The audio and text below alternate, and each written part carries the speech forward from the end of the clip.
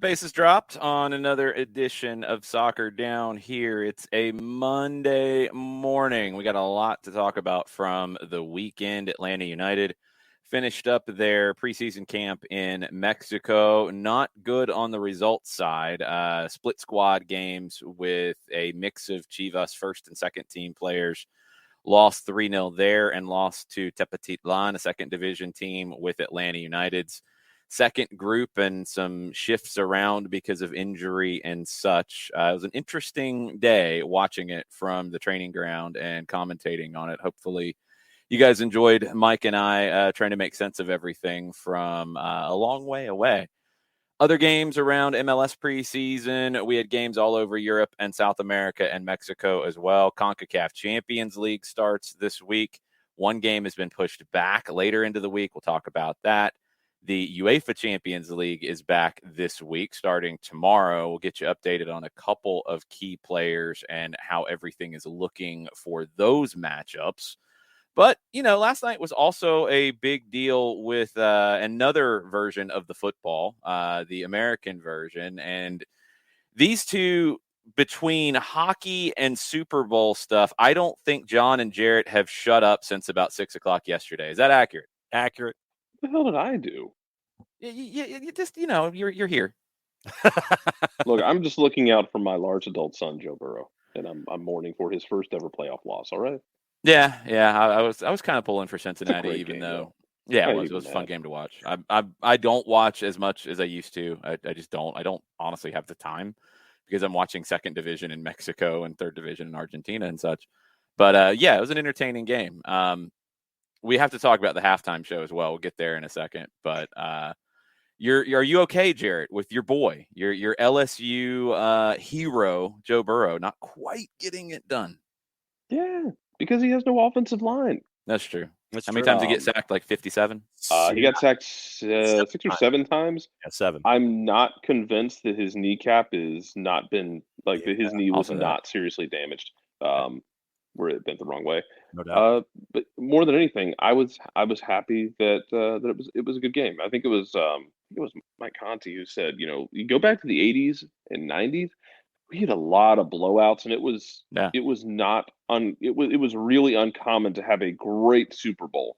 And we've had some the last few years. I mean, a great postseason this year. Yeah. This entire postseason was the best you could have written. Right. I mean, last year's Super Bowl wasn't great, but you've had a lot of good ones, and I'm glad we had another one. Yeah. I don't have a dog in this fight.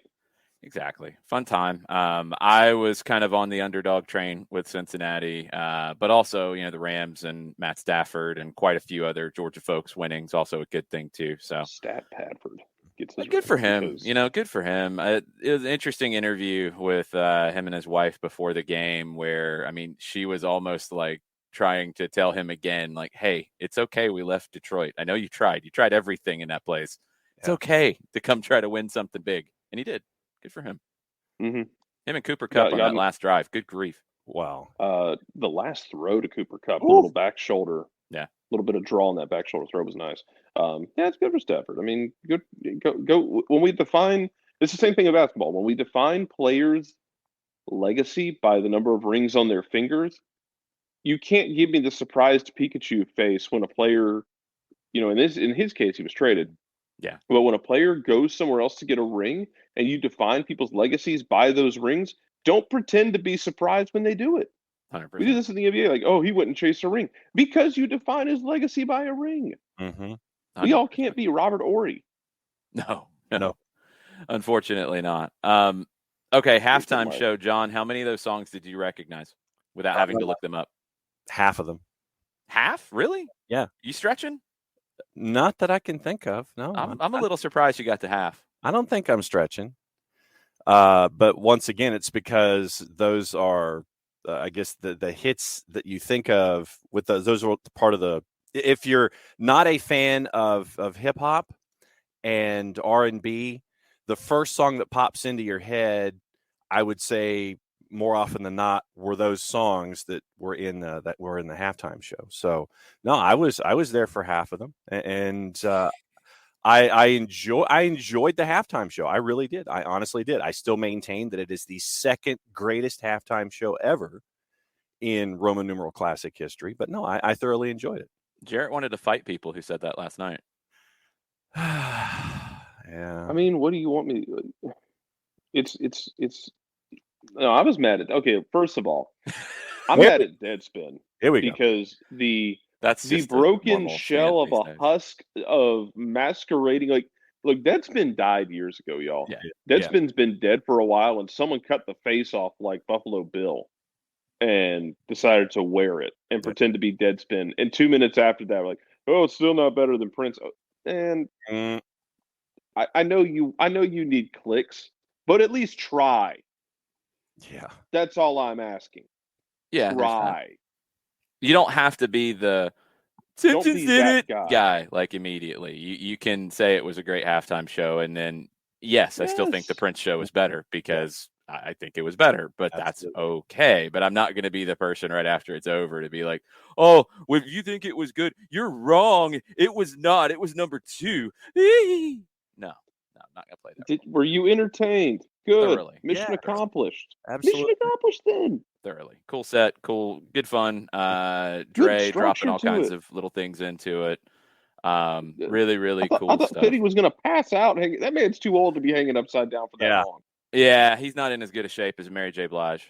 No one is. She went off. Yeah, no, not many people. It was fun. It was a lot of fun. They nailed it. Hopefully, that is a sign of things to come for Super Bowl halftime shows. Atlanta, localized. They got Maroon 5 3 years ago. Localized. John, all don't your act like halftime you shows wanted. going You forward. don't act like you were campaigning for Goody Mob and Outkast and T.I. and everybody else. Anything but Maroon 5, sir. That's how I would phrase it. Oh, now you're going to hate on Maroon 5. Okay. I'm hating on the concept of what Jarrett was discussing, not localizing the halftime show. And when you have all of these fantastic acts that are based here. Okay, go ahead. You have all of these fantastic acts that are based here in Atlanta, and you trot out Maroon 5, who paid, or their agents paid what? What was the going rate to pay to appear in the Super Bowl halftime show? You don't get paid nearly as much as you would think. A lot of it's the hashtag exposure for the bands, and they'll have something new. They'll have like an album or a tour to promote. Right. I believe Dre paid a bunch of money out of pocket to $7 million, to organize this Super Bowl himself. Yeah, you're paying to do it. His passion project. Right. Yeah, that's what I thought it was like. Whoever the agents were for Maroon 5, either paid 50 or 500 or then whatever. John, you should probably watch that if Dre paid $7 million to do this time around. So I think he paid a little bit more because he went fully big time elaborate with it. It was good stuff. But they hadn't done a localized halftime show. So I mean, I get it. I'm with you. I trust me. Like I could have given you a set of 10 songs that you could have spliced together from Atlanta artists that would have been better than what we had here. But they hadn't done that ever until this one, unless I'm mistaken, because I don't think Tom Petty did it anywhere where he's from. I don't think the Rolling Stones. No, definitely not. Didn't they? Did Springsteen do the one in New York? / New Jersey? Did he? That might have been one. He did that one, which is maybe. That's a good decision anyway. I mean, that would be work anywhere. But yeah, you might be right on that one. But it wasn't ever like something they'd regularly done. So it's not like they went. But I'm hoping they looked at this and went, "Oh, we need to localize these going forward." I don't care about localizing it, honestly. I hope they go to actual, like artists who represent the people watching the game. Yeah, I mean, who's watching? And you saw the reactions from people watching, and yes, it was so many people talking about how they were dancing in their living rooms and their kids were horrified. But what's the main audience for this game? Adults. That's because not in their 70s. This demographic of mid-stage millennials. This is the first time where they have been square in the middle of the target demo. Yeah. Like you're getting Austin Powers commercials. Like you had an entire segment of the millennial population that's active on social media but not to the extent the Zoomers are. And, on more traditional social media, you had them feeling seen for the first time in their lives. Trust me, I was there. I'm a Like, little all bit of these older, these but ads yeah, are I'm right there relevant. with you. All these Exactly. ads are relevant. Oh God, they're targeting me, aren't they? It's fine. We get old, Jarrett. It happens to all of us. I wasn't supposed to. You were. Trust me, you were. It was fun. Okay. It was a fun show. It was a fun game. Enjoyed all of it. I hope that this is something. And look, a soccer final MLS Cup is going to be a different animal entirely. You're not going to have a halftime show like this, no matter what FIFA is talking about wanting to do with extending half times. You can have a pregame thing if you want to, and MLS has done that in the past. Go big with these things. That's what this is. I mean, you get people watching this historically over the years who are not football fans. You get people watching for all of the pomp and circumstance and then getting into the game. And we do see some of those people become fans of the teams and the players that emerge from it. That does happen over time. So MLS, go big. MLS Cup this year, go big. I know you can't do it the same way because you don't know where it's going to be until the semifinals are done. I get it.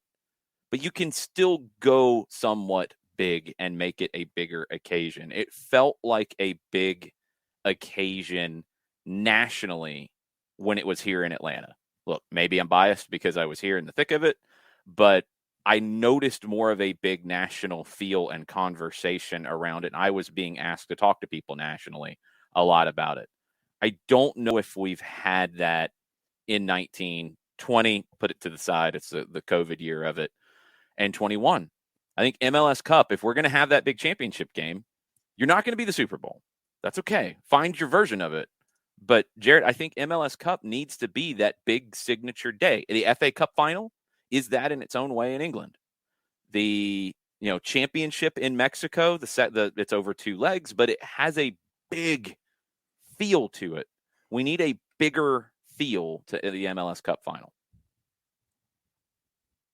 Yeah, I would like that. I will always argue that the MLS Cup, the MLS made it in Atlanta when I went to pick up my credential downtown for the game, and as I walked out, someone was selling bootleg merchandise under a tent in the rain, down near the hotel where everything was headquartered. That's how I knew we made it. Like, when someone's selling bootleg Atlanta United and MLS Cup merchandise under a tent, we're good. Look, I don't know. That might be an Life's Atlanta better. thing. I don't know if that happens normally for big events in Columbus, Ohio, Okay, or Portland, that's a Oregon. good question. I hadn't thought about it that way. I'm just used to it. Next time we talk to someone from out of the city, I need to ask that, because I need to know if is that just what we do? Is that just our thing, or like how much is it done in other places? Now I'm genuinely curious. I'm sure it's done. I just don't know, like with sports, if it's the same. I mean, I know like bootleg concert T-shirts are common most places. I mean, that was when I was in high school and I'd go to shows at Lakewood. I'd wait till after the show was over and the dudes were walking through the parking lot selling the T-shirts. Yeah. I mean, hell, if you're not buying a knockoff, if you weren't buying knockoff Braves gear at the corner, like not in the city, you're not buying anything in Turner Field. Hell no, or Fulton County. You're buying it on the street corner in front of the green lot. You're buying it on the street corner there, or you're buying it in like a hotel conference room where they were selling official merchandise and autographed stuff and all that. You had those pop up everywhere back in the day too. Yep. I wonder what MLS can do as it continues to grow and as the broadcast side of things continues to grow, what they can do to make their championship game a bigger deal nationally. I do think some of that can be done through some of the things that a Super Bowl does with musical performers, with celebrities, with that kind of stuff. And they need to work to exploit more of that. Pre-game show with a musical performance, that's cool. Your anthem singers have to be a big deal, that kind of stuff. By the way, the anthem yesterday was awesome. Mickey Guyton killed it. That was one of the better anthems at a big sporting event that I've seen. Let us know what you think as you're reflecting on a Super Bowl Sunday and thinking about MLS in 2022 and what you want out of your MLS Cup final. Tweet at us at Soccer Down Here and let us know if you're listening to this later. We'll get into them, this week as we go, and maybe we'll offer some suggestions. Maybe we'll put together a memo. I don't know. We'll see what happens. I'm just intrigued to see what you guys would come up with out there listening. So tweet at us, send us an email, soccerdownhere@gmail, however you choose to let us know your thoughts, and please share your ideas. Love to see where this can go. All right, let's get into the games yesterday from Guadalajara, from the Chivas training facility. It was a mix of first team, mostly first team for Atlanta United. No Marcelino Moreno, no Brooks Lennon in that. Thiago Almada played for, I think he got 50 minutes under his belt in the 80 that was played. 2 80-minute matches in this one because you're managing minutes. Both teams are. I mean, Chivas, it was about half and half, first and second team players. First team players who haven't seen the field a whole lot in the Clausura. Second team players who are leading the Liga de Expansión in Mexico right now. And on the Tepetitlan side, it was more first team because they're trying to rebuild their confidence after a really bad start. They won the Campeón de Campeones in the second division last year. Last summer, they had a so-so apertura, and they've had an awful Clausura. Coach got fired. Bruno Marioni just took over here about a week ago.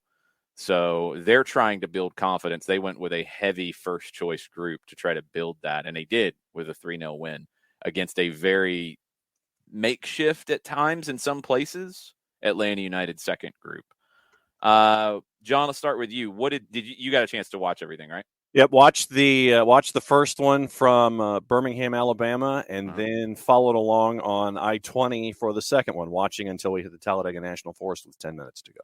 You were not driving, I hope, while you were watching. Not in the I was listening. How about that? I was driving and listening to match number 2, but when it came to watching, don't do that. Don't. No. This was, like I said, this was in the hotel room. These were match notes from the hotel room. I know, from the first one. I'm saying when you're driving, don't watch a game. No. Like I said, I was listening to you and Mike make the call for match number 2. I'm going to get you a car mount for your car. I've seen your driving habits sometimes with phones. I'm a little concerned about you. Yeah, I have questions. You should, Jarrett. You should. We'll talk about it offline. We'll try to stage an intervention. You're not trying to incriminate John. No, I don't know the Alabama legal situation and statutes of limitations, but let's just say maybe it was questionable, and we're going to try to nip that in the bud. So, you can tell us about the first game. What'd you think? No, I liked what I saw defensively from Atlanta United when it came to counter pressing after you lost possession and pressing when you're trying to get the ball back. Obviously, set piece defending, something that we saw in both matches. I saw in the first one and heard in the second one. Set piece defending, obviously, something that needs to be continue to be looked at. It was great to see Thiago Almada out there for the 50 minutes that he was involved. For me, obviously, the immediate concerns are the injuries to Ibarra and Machop Chol. Obviously, no word on any of that yet, but hopefully nothing too serious when it came to those two. When it came to actual events, I don't know if George Campbell did enough to concede that first penalty early on, at least from my looking at monitors. I didn't think that there was anything there. I didn't think it was watching it live, and I didn't see anything in the replays to say it was a definite, but it's, again, like, I think one thing here to drive home a little bit, we talked about it as the day went on yesterday, the result's bad. The result's not good. There's no way to sugarcoat a result, but also it's a preseason result. It doesn't count for anything. Right. It doesn't go down in any official record book. It doesn't matter. There's good things out of the performances, regardless of the result, that you can build upon that will affect the regular season. But there's also things that have to improve.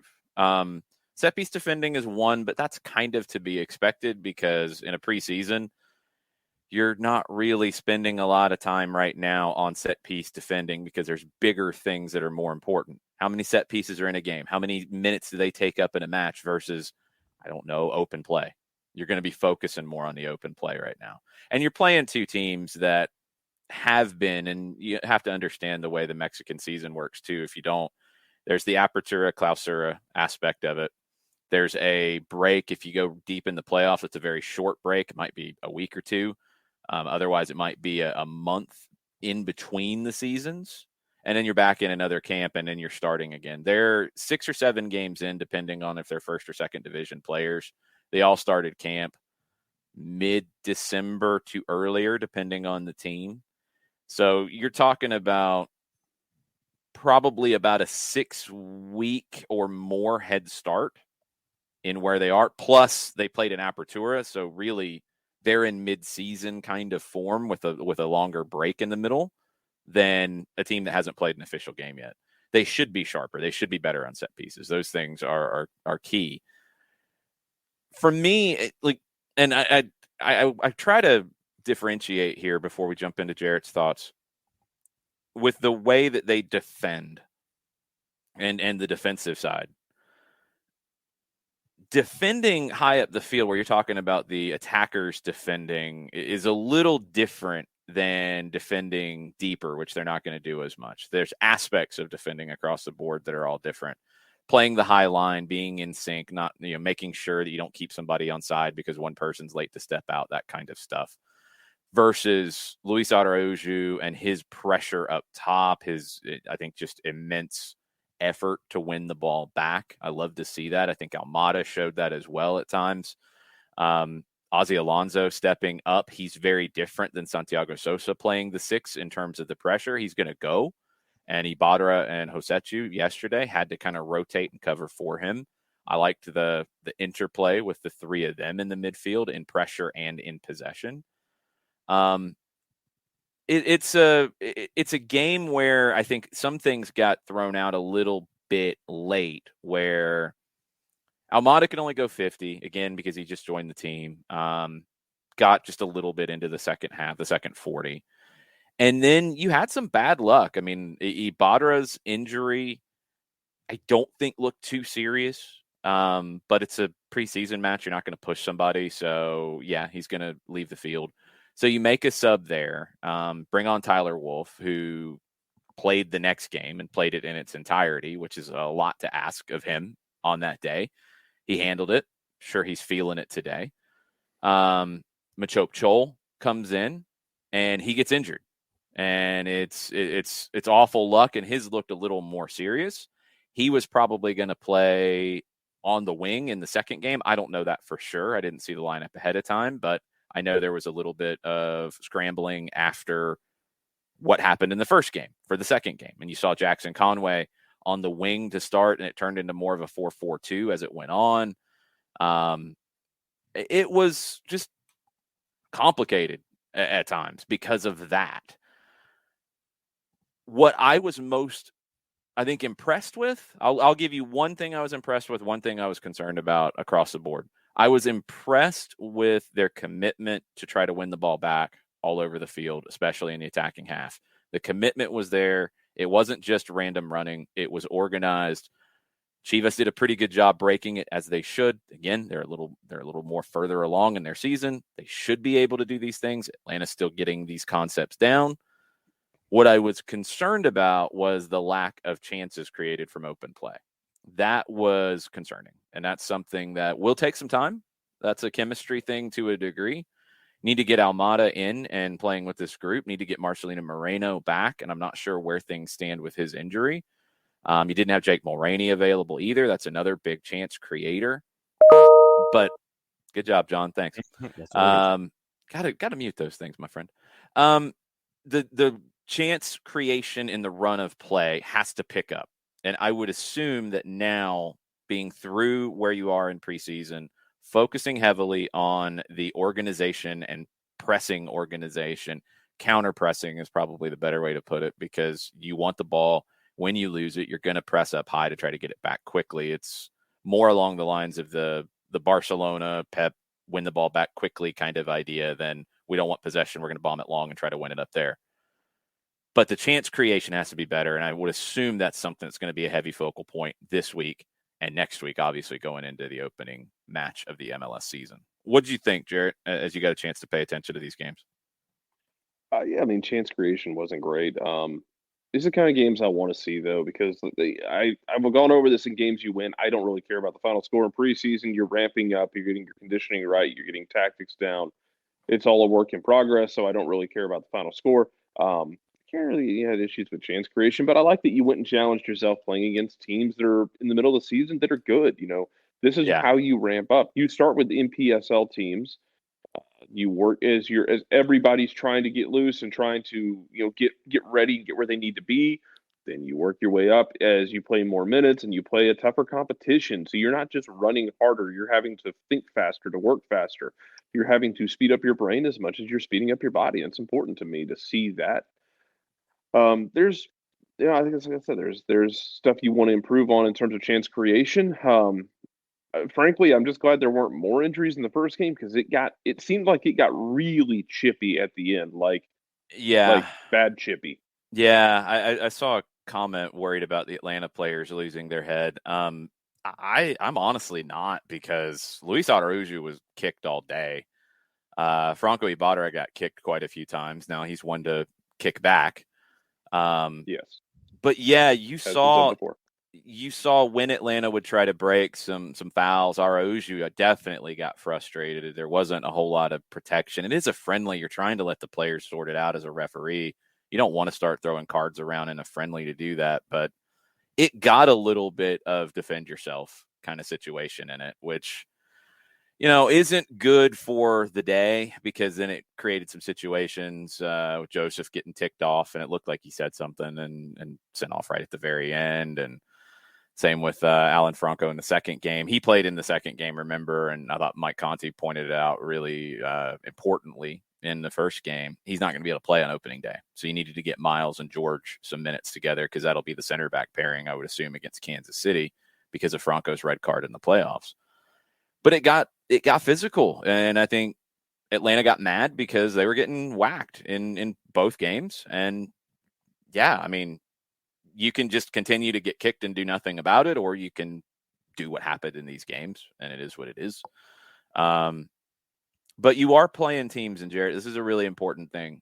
And you look around MLS and you look at the types of teams that other teams are playing in preseason.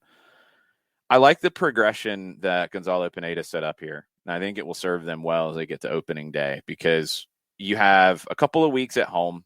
And again, we're coming into this. You're still worried about COVID. You're still worried about players testing positive. You had some test positive early on, but you're at home. You can deal with that. You get an in-house game with Georgia Storm a weekend. It's an opportunity to get 30 minutes on the field for guys, work on some basic concepts, play somebody different after the first week of training. Then you go over to Athens in front of a crowd and play Georgia Revolution, two teams that are not in season and threw together squads and, put up a good practice match for Atlanta United, but wasn't a test in that way outside of the physical test of playing the game and working on baseline concepts. Okay. So then you go to Mexico and you play three teams. It's a mix. Celaya and Tepatitlan are second division teams, but they're in season. Celaya brought the better of the two this season, but again, Tepatitlan won the title last season, so they have some talent in that group. And then you play Chivas, which is going to be a mix of first and second team because of them being in season and playing Saturday night. So you do that. You ramp up. You have to think faster. Like you said, Jared, you have to play faster. You have to do everything faster because you're playing players that are more in rhythm. Well, then your last game of the preseason, you come back and you're playing Birmingham, who started their preseason later and is earlier in preseason than you are. That should be a good opportunity to build for opening day, where you're playing Kansas City, who's been playing a mix of teams. They didn't go on any international trip, but they've been playing a mix of teams around here. So you've had that kind of slow build, big step to play some teams that are in rhythm. Take a step back. You can refine everything in Birmingham, and then you're into the season. I think the progression of that, Jarrett, is maybe one of the most important things about how this preseason was structured. Yeah, I think it's very important. It's like I said, you don't, when you decide you want to start becoming a runner, you don't just start, running 5 miles a day up hills. You got to work your way up to it, and that's what they did this preseason. And yeah, they, got beat yesterday twice. There were some things that were disappointing about it. I'd rather them work through that now than work through them in the first game of the season. I can live with it right now. Yeah, the level of disappointment from a preseason loss is pretty low. Yeah, I don't. Yeah, I'm fine with it. This is fine. As far as how everyone looked, I mean, Yeah, I want to see. I'm very interested in live fire situations how that George Campbell Miles Robinson center back pairing will look, because it's going to be freakishly athletic. We saw him in the first half of the first game. Somebody played a through ball, and George Campbell pulled somebody back like he had him lassoed, like the way he closed on him and just tapped the ball away. Of course, the corner, but they're both such freakish athletes that, especially, we know Miles is really good at positioning. We know he's good at defensive one-on-ones. And George is improving there, but that athleticism lets him make up for some of those mistakes. Now, it's not going to be all those mistakes, and there will be mistakes. That's okay. George Campbell is still, what, 20, 21? 20, yeah. So, yeah, there are going to be mistakes. It's going to be okay. As far as everyone else, I mean, you're still, I think, looking at Joe. You're watching Joseph closely to see, how's the burst, that 5-yard burst. I think it was you and Mike talked about, Dom Dwyer, who featured in the second game. Does Dom Dwyer have that burst over 5 to 10 yards that he had in the past? Is Joseph getting that same burst back where, we saw it in flashes last year, but it wasn't consistent as he's coming off of the issue with the knee.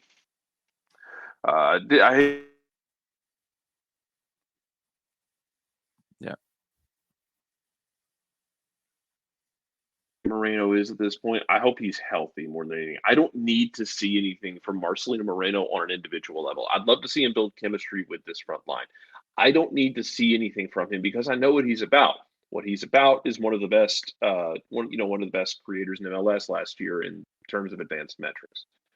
Yeah, I don't need a confirmation on that. I know he's good. I'm still interested with this midfield. What happens when you get Emerson Hyndman back in the flow here, because Emerson Hyndman was playing well before his knee injury last year, but Franco Ibarra is really good at what he does, and I think he's more than just he is. He's more than just a destroyer. Amar Sejdic is a depth piece here who can step in and do different things. Mateus Seto continues to.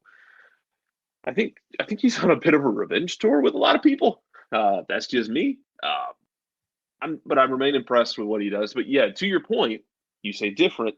I think it's a good word to use here, because you have players who do different things, and you can call upon different combinations of players in different situations in that midfield.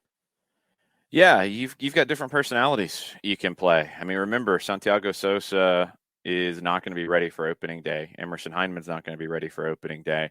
I think it's a fair question right now if Marcelino Moreno or Brooks Lennon are going to be ready at that stage, considering Lennon had that long camp with the U.S. men's national team, but came back with an injury, hasn't played since. Moreno hasn't played in preseason, but he's been working. He was on the trip. I don't know where their fitness is going to be to start. What does that lineup look like at the very beginning? And we go to a situation like right back where Ronald Hernandez, his preseason has included 2 90-minute performances for Venezuela, an assist, 2 very good performances there, good performances in preseason. I think it's safe to say, with Lennon being out, that Hernandez will start on opening day, and that's a battle for playing time. And it could be a situation where Brooks Lennon then is going to have to bide his time a little bit with Hernandez playing, because Ronald Hernandez continues to grow and get better every time I see him on the pitch. I think he's increasing in confidence. Getting forward, no problems there. I think the concepts of the interchange with Araujo, who's a tough player to play off of because he's a little unpredictable at times. I think Hernandez is getting it pretty well, and he's giving that space. There was one time on a big switch yesterday where they got into the same exact spot. They were almost holding hands. They were right next to each other. That kind of stuff can't happen. But it feels like that connection's starting to grow. And Brooks Lennon might have to wait, because Hernandez might keep hold of that starting right back spot for a little while. I think another one that is going to be interesting is Osvaldo Alonso. He's looked very good in preseason. Does not look like his age in the way he plays and the way this team wants to be able to press high up the field. He's a big part of that. Even playing as the 6, nominally, it's interchangeable with that group. But playing as the 6, he's stepping, others are dropping. It's tough to predict if you're the opponent. That's not the way Sosa plays it. Does Alonso hold on to that spot for a little while? Do you see a situation where Alonso stays in the group and Sosa comes back in, where it is a more of a true double pivot, but that frees up Alonso to be a little more aggressive with Sosa sitting more? I don't know. And I think that's the thing about this team this year for me is that you have some of these questions about the starting lineup on opening day. Some of these are injury related, and some of these are, surgical recovery related in the case of like an Emerson Hyndman and a Sosa. But you've got a lot of competition internally, and you have a lot of options for Gonzalo Pineda to mix and match and get different personalities out of the group on the field. He's got to find the right ones, and he's got to pick the right ones in matches to get the best performances out of the group. Still think that is a little bit up to decide because, like you mentioned, Franco Ibarra, he's shown, I think, more on the ball in preseason. He's improved on the ball during his time here in Atlanta, but it's not his strong suit. His strong suit is winning the ball back. His strong suit is winning tackles, jumping into passing lanes, defensively in that midfield, being a ball winner. That's his strong suit. That's not Mateus Rossetti's strong suit. Mateus Rossetti's strong suit is on the ball, linking the play. You have players with different strong suits, and finding the right combination of them is going to be very interesting. And I think it's going to change throughout the year. I don't think you're going to see an 11 that will be written in Sharpie all year long on a lineup card, even when everybody's healthy. I just don't expect that. Players are going to have to continue to perform to keep their spot because there's going to be somebody who has been busting it in training all week to win that spot. And if the performances in the matches aren't good enough, or the chemistry is not fitting right, there's going to be a change because you're going to have options to change it up. So that's maybe one of the big, from a temporary standpoint with some of the absences, but then just long term, how the depth chart kind of sorts out is still up for grabs. And I think it will be fluid all year long, John. No, I think you're absolutely right. And seeing someone like an Ozzy Alonso as a part of this mix, for me, it gives that added element of the history with Gonzalo Pineda and understanding what he wants to do and getting that first training camp with him and being that veteran presence out there immediately who can be the conduit for letting everybody know, okay, this is during the week, this is what he's looking for, and having that instant result out there. And it's that level of comfort, having a veteran out there like an Osvaldo Alonso as almost like a translator for what Gonzalo Pineda wants to do. I think out of the blocks, I think it'll serve them well defensively with what we've seen so far from him. Am I anticipating Osvaldo Alonso starting 34 matches this year? No, I'm not. But I think to have him as that added veteran element can help things along out of the blocks until those that we're talking about, Asante Sosa in that immediate case, can be there to challenge to see if he's going to win his spot back, so to speak. So I think that to see the competition with all of these different pieces out of necessity and injury and what have you, I think it's going to continue to help this group out. And when you need a certain player in a certain circumstance, having everyone at 100%, I think that will help you out later on down the line this season with everything that you're going to be facing. Well, yeah, I mean, it's a season and it's competitive, and you're going to have injuries, and you're going to need guys to turn to. And I think the roster has it, but all that's well and good. You do have to get results along the way. And that's going to be the challenge once you get into a 3 out of 4 at home to start the season. A tough opponent day one. We don't know who the striker is going to be for Sporting Kansas City yet. I don't know if whoever their addition that they've teased this week, they're going to be ready to go on opening day. I don't know. It might be Kyrie Shelton up top on opening day. But you've got two wingers in Johnny Russell and Daniel Shallowy who are elite in this league. It's a good Kansas City team that comes in this season, even without Alan Pulido. That's not easy. Then you go and face a team that was even better in the standings last year in Colorado, and you're going to deal with possibly conditions in Colorado in the first weekend in March. Then you get Charlotte coming in, and that's a game that you got to win. That's a game that you should win. And, you've got to build. You've got to continue to build. I think look, we always do this when we have these preseason talks and we see preseason games. if they are in their best form right now, well, their best form is going to be crap. Let's just be honest about it. You are not going to be playing your best of the year in the 2 weeks before your first game. It's just not how it works. It is a 34 game marathon that then leads to a sprint in the playoffs. You've got to build to that. It's not about being your best early on because, frankly, if you're at your best that fast, your best isn't very good. It's just not. So they have to continue to build, and they have to create more chances. Look, this is something Gonzalo Pineda has talked about throughout his time here in Atlanta. When you're creating chances and not finishing, it's a different conversation. Go back to the U.S. performances in their first 2 games of the window. Throw the freezer game out in St. Paul. The first game in Columbus, they created 16 chances. They only scored 1 goal. The finishing was a problem, but they played well because they were creating chances, and good. You got to do that. They're not a team, and Atlanta United's not a team that is based on having 2 shots on goal, scoring 1, being tight defensively, and winning a game that way. If you're going to have as much of the ball as the U.S. men's national team, as Atlanta United want, as any team that plays in that way, you have to create chances. And you're going to hear from the manager consistently that if they're creating chances, this can be Pep Guardiola, this can be so many managers around the world, they're going to be happy with the way the team is playing if they're creating chances. You're always going to work on better finishing and production, but if the chances are there, cool. Chances weren't there yesterday.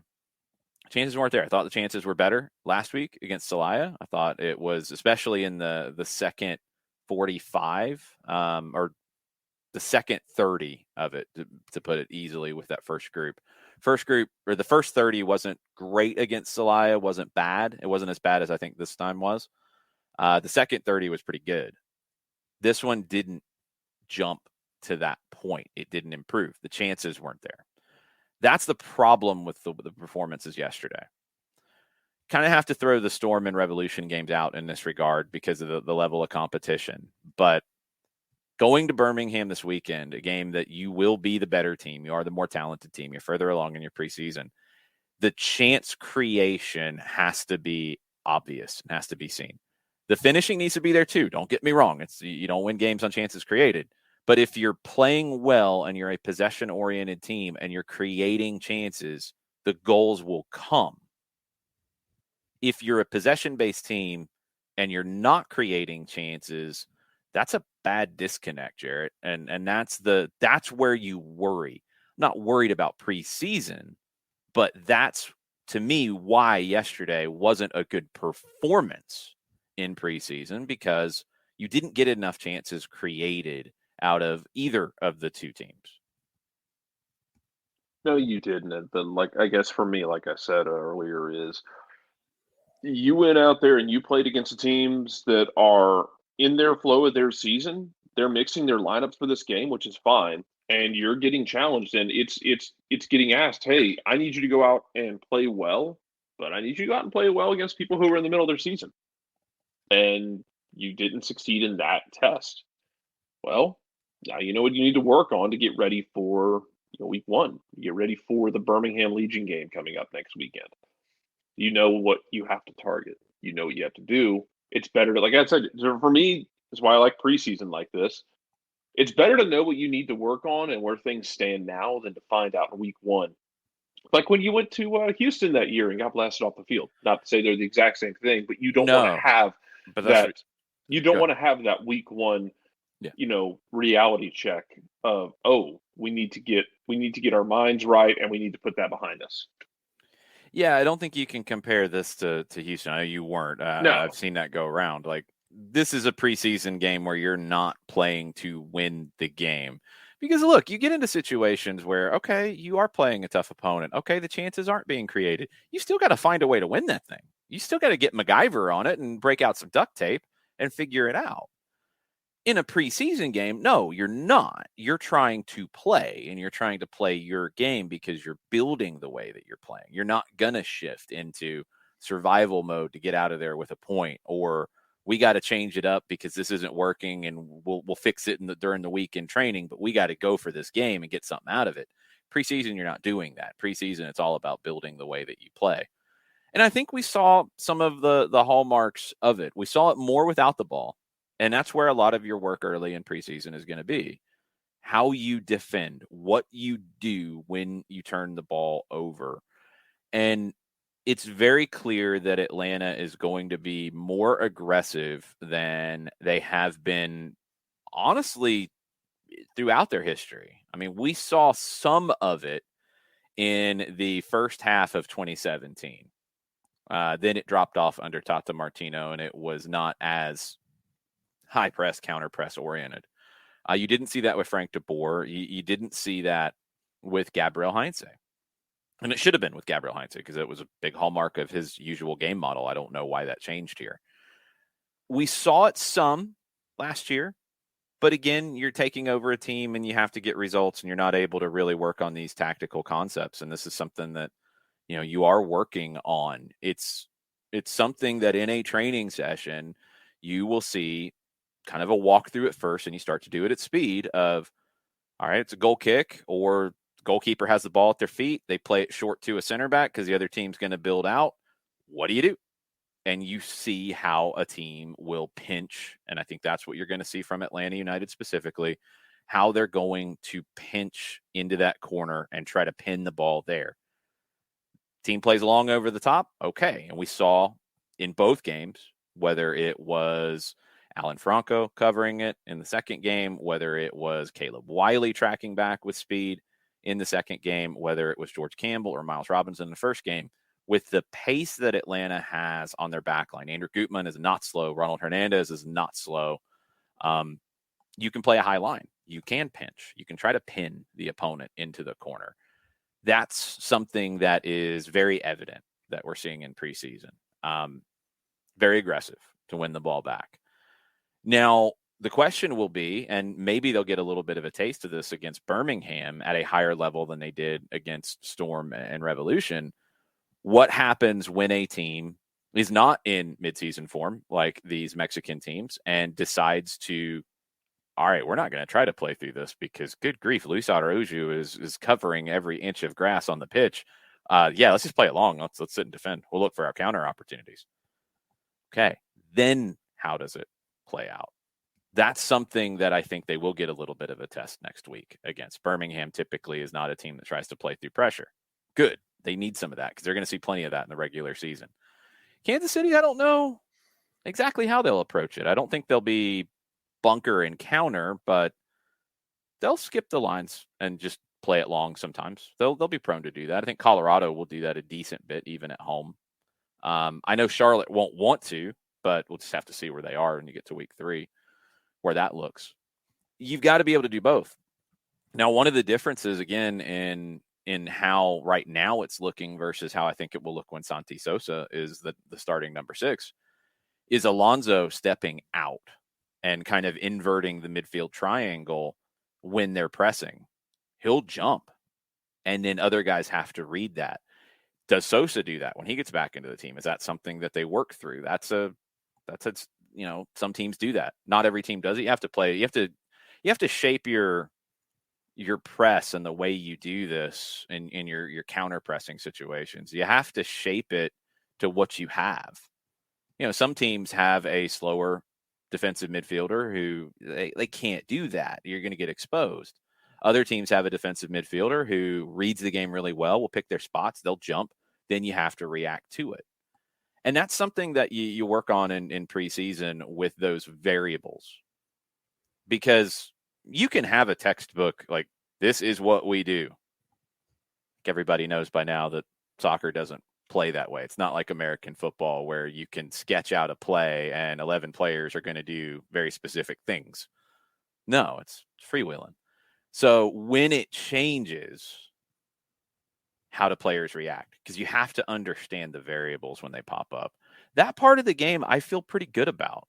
I feel pretty good about that right now where this team is. And I like the talent that they have on the ball. But I think the next step is how they build up play against a team that's going to sit back a little bit more, how they open up the spaces to attack in. just creating a chance. I mean, it sounds like, we're saying press the X button on the controller and that's what you do. No, you have to create space to play in. And how does Atlanta United do that? We know under Gabriel Heinze, they wanted to stretch the field as wide as possible. I think one thing we're seeing, Jarrett, and I'm not sure if you're sticking with us for hour number 2, but I want to ask you this. One thing we're seeing with Thiago Almada yesterday on the right side, or on the left side, sorry, and you had 3 kind of central midfielders, not really a true number 10. If Moreno's there, Moreno might be left, Almada might be central, but you'll have more of an attacking midfielder in the group. We saw a lot of play focused on the left to play up through that side and then try to get Araujo in those pockets of space to be able to go 1v1. That plays to his strengths, and I think that's something we will try to see the team do from time to time. Yeah, I think so as well. There's things you have to rebuild the connection that you were developing on the left side from the way I see it, because it was getting really fun at the end of the year with Ezequiel Barco and with George Bello linking up. We have the fantastic goal they scored near the end of the season. I thought they had a chemistry that was really starting to develop strongly. Now you're going to have to rebuild that a bit on the left side with Andrew Gutman or Caleb Wiley or Mike Ambrose or whoever the hell it might be playing that left back role. But I think Gutman more than most. Yeah, it'll be Gutman, I would assume. But I think one concept is the same. We saw Barco come inside and combine and leave the flank to the fullback going forward. I think we'll see that with Gutman going forward. I think we'll see that if it's Wiley. Ambrose maybe is a little bit different, but I think we'll see a left side look different than a right side because of the personnel. Yeah. Because if it's Moreno or it's Almada on the flank, they're both going to come inside, leave room for the fullback to go. On the right side, the fullback's not running in straight lines the same way. He's got to, if it's Hernandez or it's Lennon, he might underlap, he might overlap, yes. he might flip. He's got to react to Araujo. When on the left side, I think we know how it's going to play. On the right side, you got to be able to react to what Araujo is going to do. Yeah, it's going to be interesting because, I guess it's kind of where it's going. It's like you've got to build that left side chemistry, because the right side is going to be that we don't know if it's Ronald Hernandez or Brooks Leonard, if they're going to come in, if they're going to overlap to the outside to make a run to the end line, if they're going to step inside and let Araujo, get the ball by himself out there where he can get isolated one-on-one, try and win a duel. And then, he's at the edge of the 18 driving in and can just basically play options. There's a lot you can do with it. And there's a lot that we're going to see him have to do with it because, it's not 20. I get it's not 2018 anymore, but teams are still going to come into Mercedes-Benz Stadium and they're going to ask Atlanta to try and break them down. And it's going to come down to guys like that winning those one-on-one battles. And I look, and before I leave, I'll finish with this. Frank de Boer still gets maligned, I know, in some respects, and I think revision's changing a little bit on Frank de Boer. But he explained at one time that his idea was to work the ball up the pitch when you had possession, to find the open man, make the pass, find the open man, make the pass, get up the field into an attacking position, and get the ball to the feet of your one-on-one players, have them win their duels and unbalance the defense. And it's not that simple. Like I'm simplifying it a bit, but that's what you're going to be working towards when you're trying to break teams down. Which you can take that approach. That's Pep Guardiola. That's Gonzalo Pineda. That's any team that wants the ball is to work forward in an organized manner and create 1v1 opportunities for your skilled players to do their thing. That's what they do. That's what Frank did too. He just defended differently. Yeah. I think that's the biggest thing. Yeah. And I think you're going to see more of it, especially on the left, is where they build those combination plays. And you'll still see guys like Almeida or Marcelino Moreno get in those one-on-one situations. That doesn't mean you're just going to have those one-on-one duels on the right side. You'll still have them on the left. But you might get some weird stuff. You might get Andrew Gutman bombing in on an underlap, getting the ball at the top of the 18 and just kind of going Leroy Jenkins with it. We don't know. We'll have to see. But we got plenty to talk about coming for the whole week leading up to the Birmingham game. And, we'll see where it leads to. We'll see where it leads to you as you jump off the train. Soccer over there is on a bit of a hiatus with Nick Alifi preparing for a trip to the motherland. So we'll be back with soccer over there when Nick returns. So no soccer over there tonight, Jarrett. So we'll talk to you tomorrow. Okay. Unless you're going to pop back in at some point and scare us all. You know, it might happen. I I make no promises. There you go. I make no Yeah. promises. So that way there's a surprise element attached. Yeah. Bye. See ya. John, tell us about our good friends, Eliminize. If you're looking for odor-free, clean, fresh air, there's one place that you need to go. Eliminize Services. QR code over my left shoulder for those of you who are watching on Twitch. Deodorizing enclosed spaces like houses, apartments, and condos, they've created a customized solution that eliminizes all organic odors like pets, cigarettes, or food. Realtors and property managers use Eliminize to eliminate bad odors to help those individuals, realtors and property managers, sell or rent those properties. That master turnkey process makes it easy to work with said realtors and property managers. Kind of the environment, offering a green way to get rid of odors without any kind of toxic residue, different than our favorite masking agents that we have under the sink, like Febreze, where you spray it in the air, you smell the masking agent. It doesn't attack the issue like Eliminize does. It's proven scientific formula to destroy odors down to the molecule. The Eliminize service makes pricing easy. 2 different ways to do it, either by the cubic foot or parts per million, to come up with a price that is affordable for you, offering results in 24 hours or less. If you have any kind of a question, frequently asked or otherwise, one way to have your concerns addressed, go to the website, eliminize.com, and include /Atlanta so they know what part of the world that you are reaching out to them from. ELIMINIZE.com /Atlanta for odor-free, clean, fresh air. Eliminize Service, proud sponsors of everything. SDH. Sorry, I was rocking a little bit this morning at the very beginning. And for some reason, it was messing with your mic, which I'm always scared when I leave you alone with your setup. I am too. And on that note, sir, I get to go to the dentist now. Good times. We'll see. I doubt it. Okay. Yeah, it's not fun. And when they said there's stuff going on that we need to address, they put me to the front of the line. Normally it's that 7 or 8 day period. They're like, nope, guy looked at your X-ray. You're going to the front of the line. 10:30. You need to be there. Yeah, well, you got 27 minutes, man, to wander to downtown Decatur from here. So it's probably 15 minutes of me starting to figure out what I forgot to do before heading downtown. So we'll see. Let's see how puffy and chipmunk cheeked I look tomorrow on the show. That'll be interesting. Good times. Hopefully they give you the good laughing gas. Ooh, you ain't kidding, brother. I'm going to need it. Yeah. Mucha plata. See you tomorrow. Later. All right. You guys are stuck with me for a little while anyway. We'll take some questions and stuff. Yeah, John was going full T-Pain. He was doing some research yesterday about auto-tuning and such. I want to hop into some news really quick, and I'll get some questions from you guys before we go today. MLS stuff. San Jose reportedly have acquired Jamiro Montero from the Philadelphia Union. $250,000 in GAM, an international roster spot, which we know is usually around $250,000 in value, and an additional $200,000 GAM in performance-based incentives.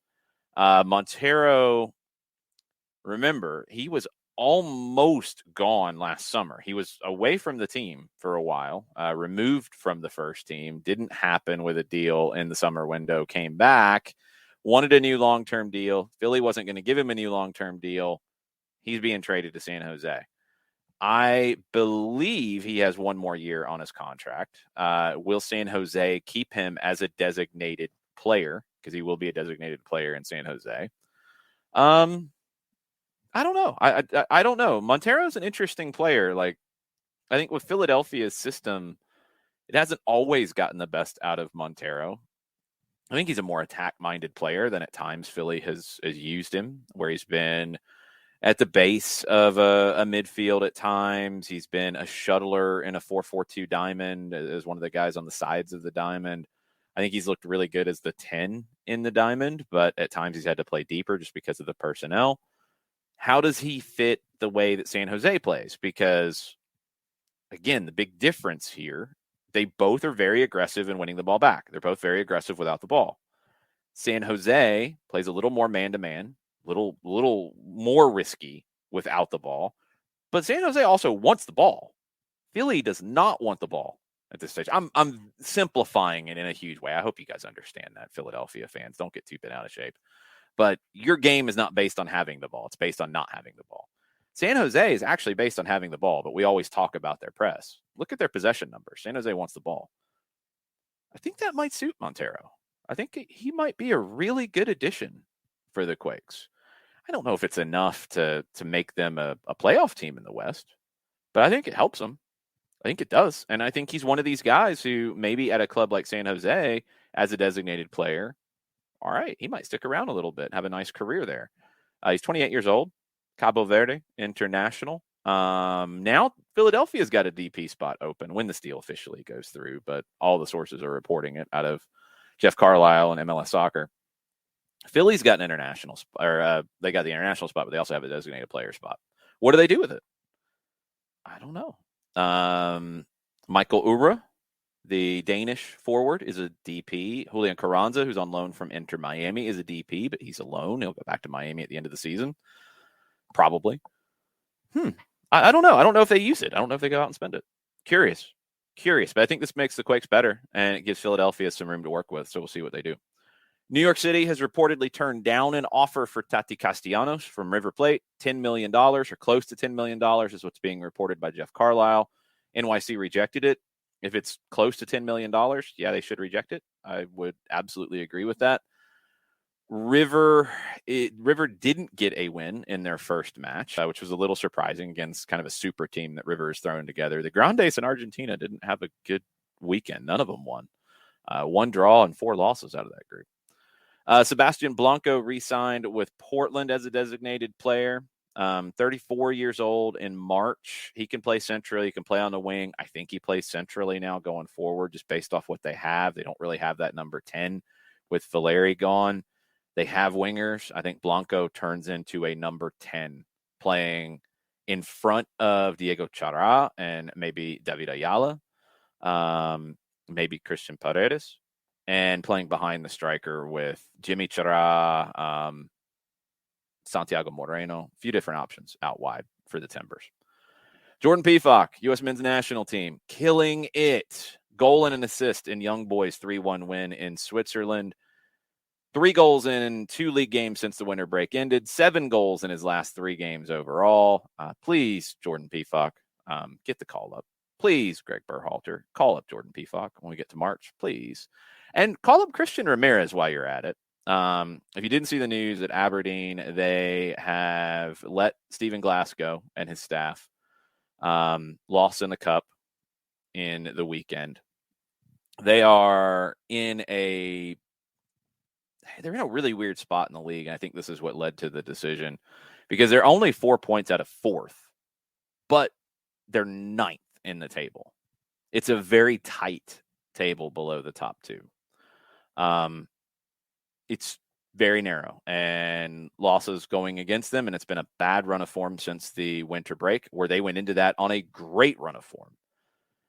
It's turned the tides. And I think Aberdeen kind of gave into the pressure, because as we've talked about, there have been fans who've been against the appointment from the beginning. There are fans who have issues, I think, with the relationship with Atlanta United, which is awkward for them to deal with. But I mean, Atlanta United, not specifically Atlanta United, AMBSE, to be very clear, is an investor in Aberdeen. They bought into the club and provided necessary resources. So I don't really know what you're complaining about. But people didn't want to give Stephen Glass an opportunity because of that. Any chance they had a chance to pounce on it, they did. I think when you look at the results, they were very close. And he was changing the style to a possession-based style, to a ball-playing style, away from a long ball style. That takes time. He had bad luck. I think mistakes really hurt him. Mistakes not by him, but mistakes by players, individual mistakes, goalkeepers especially. I mean, it's just been whoever it's been back there. Some bad goals conceded. And the margins are very thin. The margins are even thinner when you have those other elements factoring into it, whether it's fan pressure, whether it's the table. all these different things factor into it. And ultimately, it cost Stephen Glass's job. And I said yesterday to people that I really feel like there's some players in that team who need to look themselves in the mirror and understand that some bad performances had people lose their jobs. Because I don't think it was the concepts. I don't think it was the way that they were intending to play. I don't think it was, the mentality. I don't think it was the training sessions. I think it was the results ultimately, because it's a results driven business. And I think there were results that were not on the manager in the situation. And it's a shame. And I hate it for Steven. Hate it for the family. Hate it for Henry Apalou as well, who went over there, another former Atlanta United staff member. Hate it for both of them. Hate it for everybody with that staff. Alan Russell was part of it as well. It's the nature of the business. I think all of them will land on their feet. They're all incredibly talented coaches, and I think they'll all land on their feet. But there's some players who really have to look at themselves and understand that bad performances cost people jobs. And they owe it to the work that was put in to make it right the rest of the way. Christian Ramirez is not one of those players who needs to look in the mirror and have that conversation with himself, because Christian Ramirez has been a beast, and Stephen Glass brought Christian Ramirez to Aberdeen. Ramirez should be called in March to the U.S. men's national team. He's been that good. He's been so good over there, and he's the perfect combination for the Scottish game, because he is big and physical when the game gets physical, but he is technical, and he can play in a team that's actually trying to play. Curious to see what Aberdeen does next. We saw Christian Ramirez's reaction on social media. Is he going to stick around? Is he going to look for a move? I'm really curious to see what kind of style they go to. I hope they stick with what they've been trying to do, what Stephen Glass was bringing to the team. I hope they try to continue to do that, because I think there is no future in playing a ball scared kind of system in their position in Scotland. They will be just the same as everybody else who does that, which is the rest of the league. If they stick to it, if they get the players who can do it, and if the performances improve. And I think, honestly, Stephen Glass needed another player or two in the January window, and it didn't get done. That hurt him. But if they get those things and they continue to stick with this, as I said when the appointment happened, Aberdeen can move up and be a solid number 3 in Scotland, versus fighting it out with everybody else to be anywhere from 3rd to 12th. I hope they have that ambition. I really, really do. I really do. I'm afraid that they won't. I'm afraid that they get scared, because, look, we've seen this in different parts of the world where you make a change and you commit to making a change, and then you get cold feet. And that's what Aberdeen did. I hate it. And the results, it's very narrow right now in terms of staying up. I get it. I hate it, but I get it. But I don't think you need to go away from what was being built. And I hope that they don't. I'm afraid that they will. We're hearing names in the media like Neil Lennon potentially attached to this, which would be a horrible step backwards, in my opinion. But I don't know. I don't know what direction they go. Looking forward to seeing what the next move is for Stephen Glass, for Henry Apalou, for Alan Russell, for that staff, because just having a chance to get to know Stephen a little bit over the years with his time here, that guy, and look, Atlanta United player said it when he was in charge of the first team, that guy will always be the first into the ground in the morning and the last to leave. It is all about his belief in the way the game should be played. It's all about the work. It's all about the preparation. You're not going to find anybody who's going to work harder than him. So I cannot wait to see what's next for him. And I hope wherever he goes, he gets the amount of resources that he should get.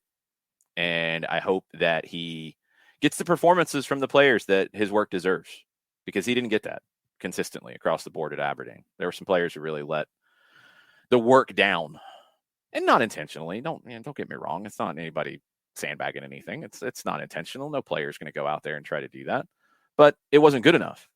And people pay the price with that with their jobs. And we see what happens next. But we'll follow Aberdeen. It started with Jordan Pefok and now Christian Ramirez as two players who you want a forward for the U.S. men's national team scoring goals. These two guys are scoring boatloads of goals. Yes, it's in Switzerland. Yes, it's in Scotland. I don't care right now. I want guys coming in with confidence to come into these games where you're going to be on the road in 2 of them. You're going to be under pressure in 2 of those games. You're going to play Panama is very good, but you should have a good bit of the ball in that game.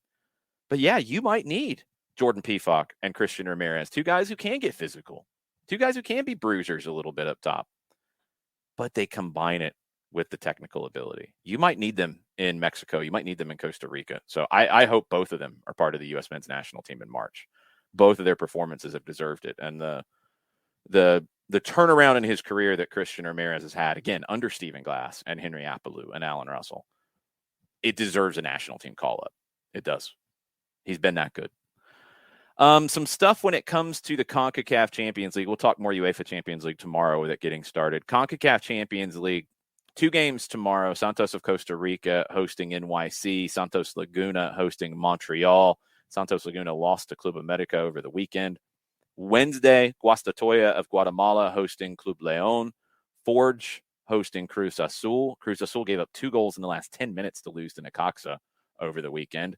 Saprissa and Pumas at 10 o'clock on Wednesday. That should be a really interesting one. Pumas come in off of a win.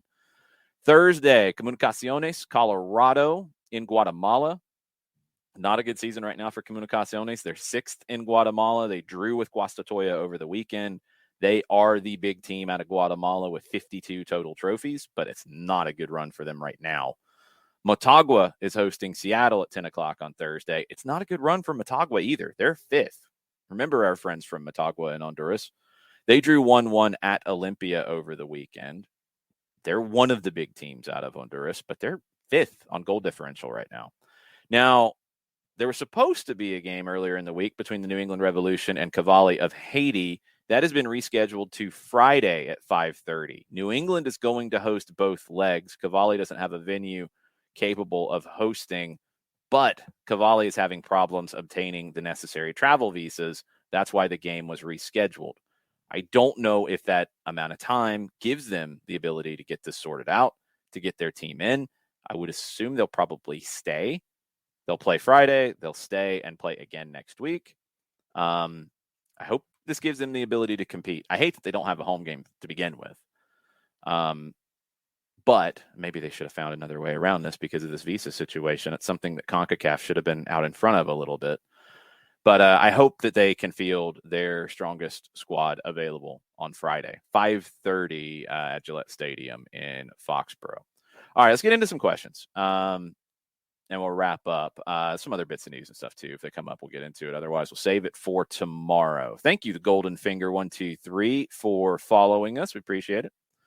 I'm going to scroll back just a little bit. Yes, Bart, Jordan Pefok only scores tap-ins, and the Swiss League sucks. Absolutely. Man, please call him in. Pefok should have been there to begin with. And I like Jossie's artist. I am on Team Jossie many times in these conversations. I think there's some people who are not a fan of Jossie's artist just because of the league he plays in, which is stupid. But in January, you had 2 players who were in more regular season form than Jossie's artist was. You were putting Jossie's artist into a really difficult situation, starting him in Canada. Start Jordan Pefok in that game because he's in mid-season form. He's not coming off of an off-season, especially one that Columbus didn't make the playoffs, so it was even longer. Yeah, he had time in a camp, not match rhythm. Pefok was. Ramirez was. Bring them in. You could have brought Ramirez in earlier in your camp if you wanted to, because the Scottish League was on their winter break. You could have brought him in, sent him back, brought him back for those games. Me and Bart are on the same page. We were both on the Jordan Pefok train ahead of Jossie's artist going into these games. And Christian Ramirez is now in that mix. And honestly, I think Ramirez might even be a better fit for what the team needs right now. I think he is a better fit right now. He's older. He's not a long-term fit. Pefok's more of a long-term fit. I could care less about long-term right now. You got 3 games that you got to get results in. You need to get a win in the home game. You might need another point. Hope not, but you might. Especially if you don't get 3 points against Panama, because then they're breathing down your neck, and I don't want to talk about Costa Rica in the last game of the window, and I'm already getting an ulcer about it. Anyway, let's move on. Modiflow. So Philly's really going to show up New Jersey by playing the same way, but actually not sucking. Did you watch the playoff game between those two? It was horrendous. It was awful. They did play the same way. It was just such a bad display. I'm sorry. You guys know by now, I'm not a fan of that style of play. When you get two teams doing it and neither one wants the ball, it is ridiculousness. Jacob Glessness once again at the very, very end. But I was watching that on my phone on a bus from Jersey to New York City as we were preparing for Atlanta and NYC, and it was awful. It was awful. I might have got car sick, and I blame it on the game. It was awful. Ugh. Philly is better at that style. I think so because they have better players. They have more talent when things break down, and they do have to play a little bit. But I've said it. I don't like the style, but Gerhard Struber did a really good job with the Red Bulls, and he had less talent to work with, in my opinion, last year. I think he had some pieces that didn't fit. We'll see if now he's got more of what fits. I don't know how they look. I'm waiting to see a little bit more of them until I have a better picture of what they're going to do, especially with Lewis Morgan. Bit of a wild card. Like, he might make them a lot better. Really good player. Okay, but where does he play?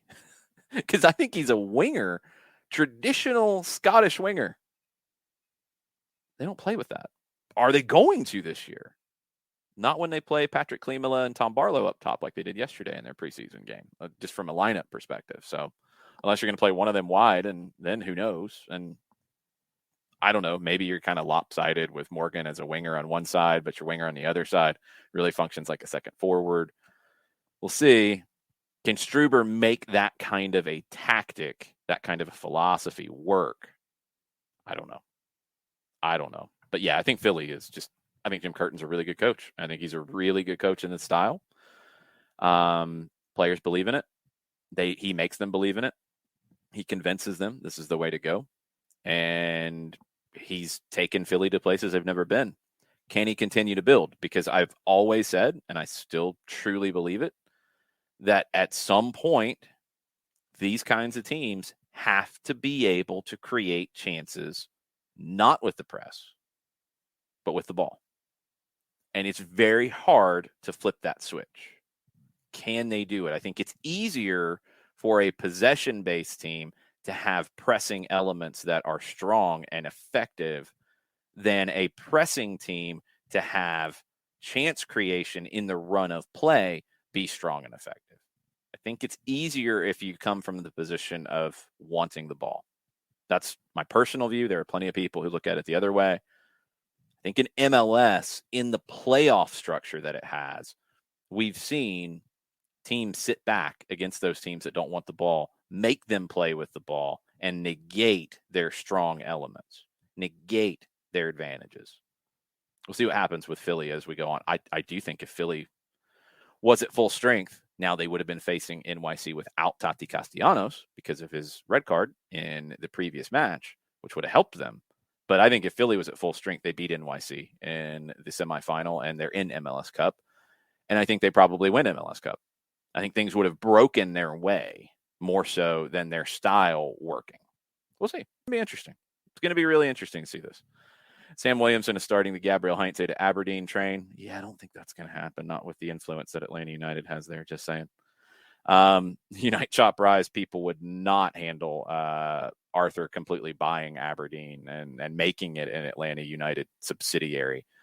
They're already been out of shape enough about the relationship as it is, and there's always black helicopters being flown around, and I think they are being flown around rather than being there about anything. About John Gallagher's loan, which I thought benefited Aberdeen, and he was a player who wasn't going to fit into Atlanta United at that time, and he benefited Aberdeen with his play. Was he their best player? No. But Atlanta United's not going to loan their best player to Aberdeen, just like Aberdeen wouldn't loan their best player to Atlanta United. That hasn't happened either, by the way. I don't get the reaction other than the pride and other than the history side of it. We've had this conversation before. I get that.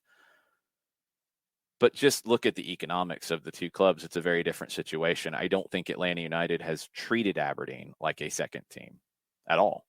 And I thought it was really unfair, some of the reaction to Stephen Glass, because he's just an Aberdeen guy through and through. That's where he developed. That's where he started. He had great success in that shirt. Why didn't people embrace him more? other than these stupid conspiracy theories. Frustrating. Really, really frustrating. Because it doesn't make sense. It's a homecoming. Yeah, he was here before that. But he started at Aberdeen. I hope they can figure out how to reconcile all of this because, I mean, ultimately, Aberdeen is the smaller team than Celtic or Rangers, but they've got to find a way to compete. And they're going to need help. They're going to need help from Atlanta United in that relationship, whether it's scouting resources, whether it's players on loan, well, whatever. But Atlanta United is not going to sacrifice their team to boost up Aberdeen either, just like Aberdeen's not going to sacrifice their team to boost up Atlanta United. It can be a mutually beneficial relationship, and it doesn't have to be father-son, one bigger than the other. And that really needs, like, just working their head around that. Not everything's a conspiracy theory. You got an investor at a time when you needed it. It's a good thing. Yes, you're getting some expertise. You're getting some resources. You're getting some players from time to time. Yes. You're not going to get Joseph Martinez on loan. Doesn't make any sense. So, like, I hope they can get over that for their own sake, because Aberdeen shouldn't have this little brother complex. They shouldn't. They need to be fighting to get to Celtic and Rangers level as much as they can, even though the economics are going to keep them from that. They can play there sometimes. They can be at that level sometimes on the field. That's the focus. That's the focus. And I think what Stephen Glass was doing was getting them in that right direction. Because you look at the games they played against Rangers and Celtic, stood toe-to-toe with the two heavyweights more often than not. And I really think it was headed in the right direction. I hope it continues to. We'll see. All right, we get caught up on some more questions. I mean, guys, Ramirez isn't going to come here when he's playing and getting goals in Scotland. He's not going to come here to be a backup. That's the other thing as we get into this, where it's, okay, when you're looking for a backup, you have to look for a backup. You're not going to get a starter who thinks they're a starter. Christian Ramirez wants to play for the U.S. men's national team. He's not going to get that by being a backup here. And he's not going to displace Joseph. I don't see that happening. And it's nothing against Christian. It's what Joseph is and what he can be. So I know what you're saying, but it's not going to happen. I'm really curious to see if in the summer an MLS team tries to come in and bring Ramirez back and actually give him the run of games that he should get, because that had never happened during his time in MLS, whether it was Minnesota, LAFC, Houston, nothing. Ricky asked if Josh Sargent has done anything since that brace. I am not up on Norwich, and our England correspondent is not with us. So we will answer that question through a short bit of research on the sofa score. He had that brace when the lineup or when the roster was announced, and everybody freaked out and got excited. Well, he played over the weekend. He didn't play after that until the weekend. And he hadn't had a game since then. Okay. He played against Manchester City. It was a 4-0 loss for Norwich. Sargent got a 6.6 on the sofa score in his 87 minutes. One shot off target, no chances created. 32 touches, 6 out of 12 on his aerial duels. Didn't really see the ball very much, so it's kind of hard to really go against him. But that was his first game since he had the brace against Watford. So, Burns says Pepe hasn't done anything for Augsburg. He says they suck. Talking about Augsburg. It's a big move for Pepe. It's not a move for a couple of weeks. You know, he's got to have some time. But yes, this gets back into that conversation with the U.S. men's national team. You need guys who are firing on all cylinders right now, and Pifak and Ramirez are. And if Pepe's not right now, tell him. Bring him in and tell him he's going to be on the bench. Or tell him he's not going to be brought in. Focus on his time at Augsburg right now. We need him for the long haul. We need Pepe hitting on all cylinders in November, December in Qatar. But if he's not right now, bring somebody in who is. It's about getting there. It's not about right now, well, I need this guy for 2 years down the line. No. It's about, I need somebody who can score a goal at the Estadio Azteca. I need somebody who can score a goal against Panama and Orlando in March. I need somebody who, if I need it, and I hope you don't, but if you do, so who can score a goal in Costa Rica in the last game of the qualifying campaign. And if Pepe's not that guy right now, that's fine. Have the big boy conversation and tell him, hey, it's going to take a minute. Oy. I agree with Ricky. CONCACAF should do more to help these situations with visas. It's happened more and more. Visas have been more difficult lately with all the different COVID restrictions and things as well. But yeah, I think CONCACAF needs to get out in front of that stuff very, very much. Kevin was asking about it, and yeah, visas there's travel visas, there's work visas. Those are different processes, and I am not up on all of those processes. But there's a difference between Cavalli getting their visas to come into the country to play, or a team getting visas to come into the country for a tournament, versus somebody who is going to be working for an American team. Those are different processes, from my understanding. Jason Nix, what is a handball even? West Ham goal straight off his arm.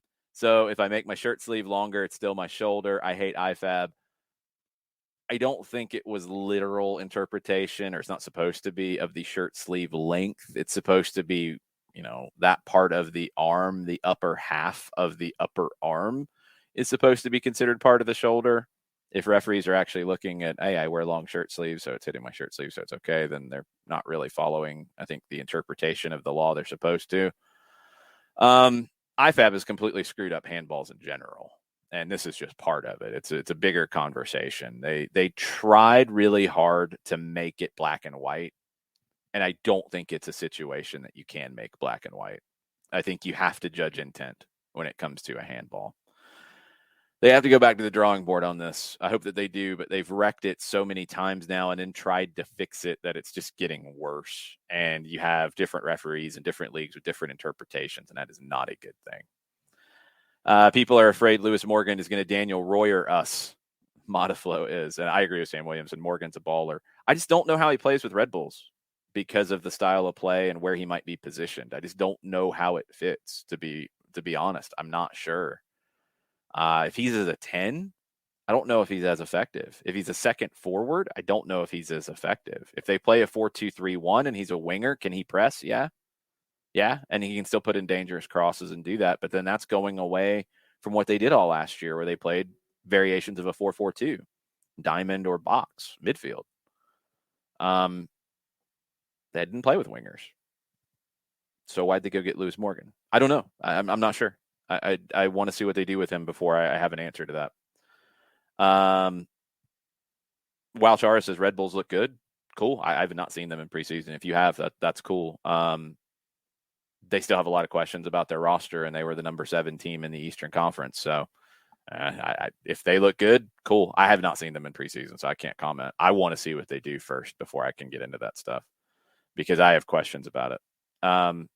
Burned, yeah, you're right. Ibarra would be a perfect kind of Red Bull or Philadelphia kind of player with his ball winning ability. He absolutely would be. What's interesting is what he's adding with his work with the ball, though. I really like Ibarra's personality on the field. He is scrappy. He is somebody who will hit you if you hit one of his teammates. Having a chance to see a little bit of training, he's got a big personality. He's a kid. He's a big puppy dog. I like Franco a lot, and I want to see him continue to progress. I don't know what his fit is this year a ton, because Hyman's going to come in and play when he gets healthy. Sosa obviously is going to play when he gets healthy.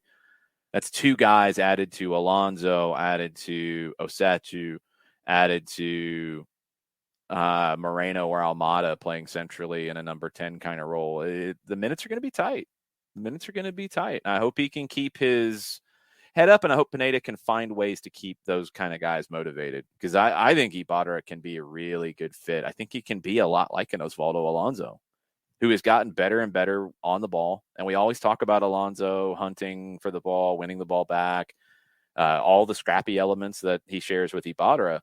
But Alonso's been one of the best passers in the league over the last 4 years. Always passing over 91% over the last 4 years. If Ibarra can get to that point, and it's like a 10% jump for him, if he can get from just under 80 to 80 up into the close to 90 kind of range, that's taken away a few giveaways on passes per game, connecting a couple more plays. You add what he does defensively, he's a top central midfielder in the league. He can be one of those guys. He's very young. And he, again, as we talked about during his time at Argentinos Juniors, he was very inexperienced there at the first division level. He really, the Copa Diego Armando Maradona, the first League Cup, they did back-to-back League Cups, but the one when they came back to action in 2020, that was the first time he played regularly. He had one appearance with the first team before that. And he played all of those games and led the Argentine league in tackles. Okay, that kind of guy. Yeah, Philly or Red Bulls would be good to have a player like that. But I think Atlanta, if they can improve his work on the ball just a little bit more, not a huge progression, just a little bit more, he's going to be a fun one, a really, really fun one. He could be our kind of Ozzie Alonso that Seattle had and then Minnesota went out and bought. He could be our guy like that is that kind of a player and gives you more bite. Be interesting. All right, catching up on more stuff as we've talked. If you have any other questions, drop them into the chat. I'll try to grab them as I do. Tom, yeah, we talked to Derek about Aberdeen when the relationship first started with Atlanta United. Derek Ray. I know he's done the rounds going into this season when Stephen Glass was appointed. Be curious to see what the takes are. I mean, it was a lot of people were pushing for a change, but then after the change happens, a lot of people then kind of shifted to blaming other people. There's frustrations with the front office. It is a tricky spot based off the financial realities of where Aberdeen is and who they are. It's not easy to just go get anybody you want to go get, but they didn't get the pieces they needed in January, in my opinion, and it hurt the team. They are going to be coming up here in the summer where I think Calvin Ramsey and Lewis Ferguson are probably going to be sold. And if you can get close to 10 million for two of them, I wish you could get more. I think you probably should, but I don't know if you're going to be able to. That's going to give you a lot of resources to upgrade that team with a number of players, but you got to make those decisions right because Ramsey and Ferguson are two very, very good players. Ramsey as a teenager has been one of the revelations this year under Stephen Glass. And Ferguson, you knew, was a guy who last year was being linked to Rangers, and he was convinced to stay and not go. And he's been outstanding. Scottish national team level, in my opinion. But those guys are going to get sold, and then you got to replace them, and they got to get the right guys, and they've got to find the right amounts to spend and not blow money in bad spots where they're going to get overcharged, those kinds of things. It's going to get interesting. It's going to get very, very interesting. Okay, let's see. Unite Chop Rise says, it seems like Charlotte's style is a lot like what Heinze wanted from us, pushing out to the wings, but then they get stuck. Does Miguel Angel Ramirez come from the same tree as Heinze? No, nowhere near the same tree. Ramirez came out of Spain. Heinze, his tree is honestly a little hard to follow. He always said that he wasn't a Bielsa guy. There's a good bit in common with Bielsa. Good bit in common with Marcelo Bielsa.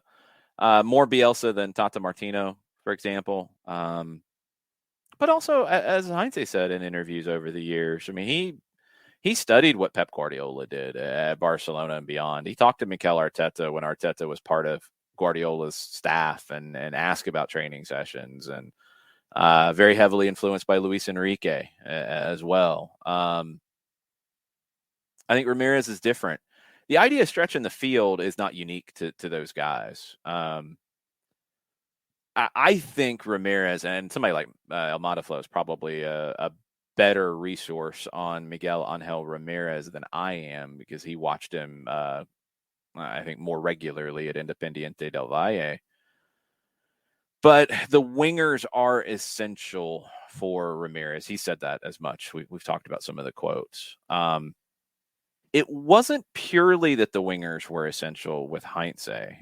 It was maybe the idea of stretching the field, stretching the width as a bigger deal than just the wingers specifically.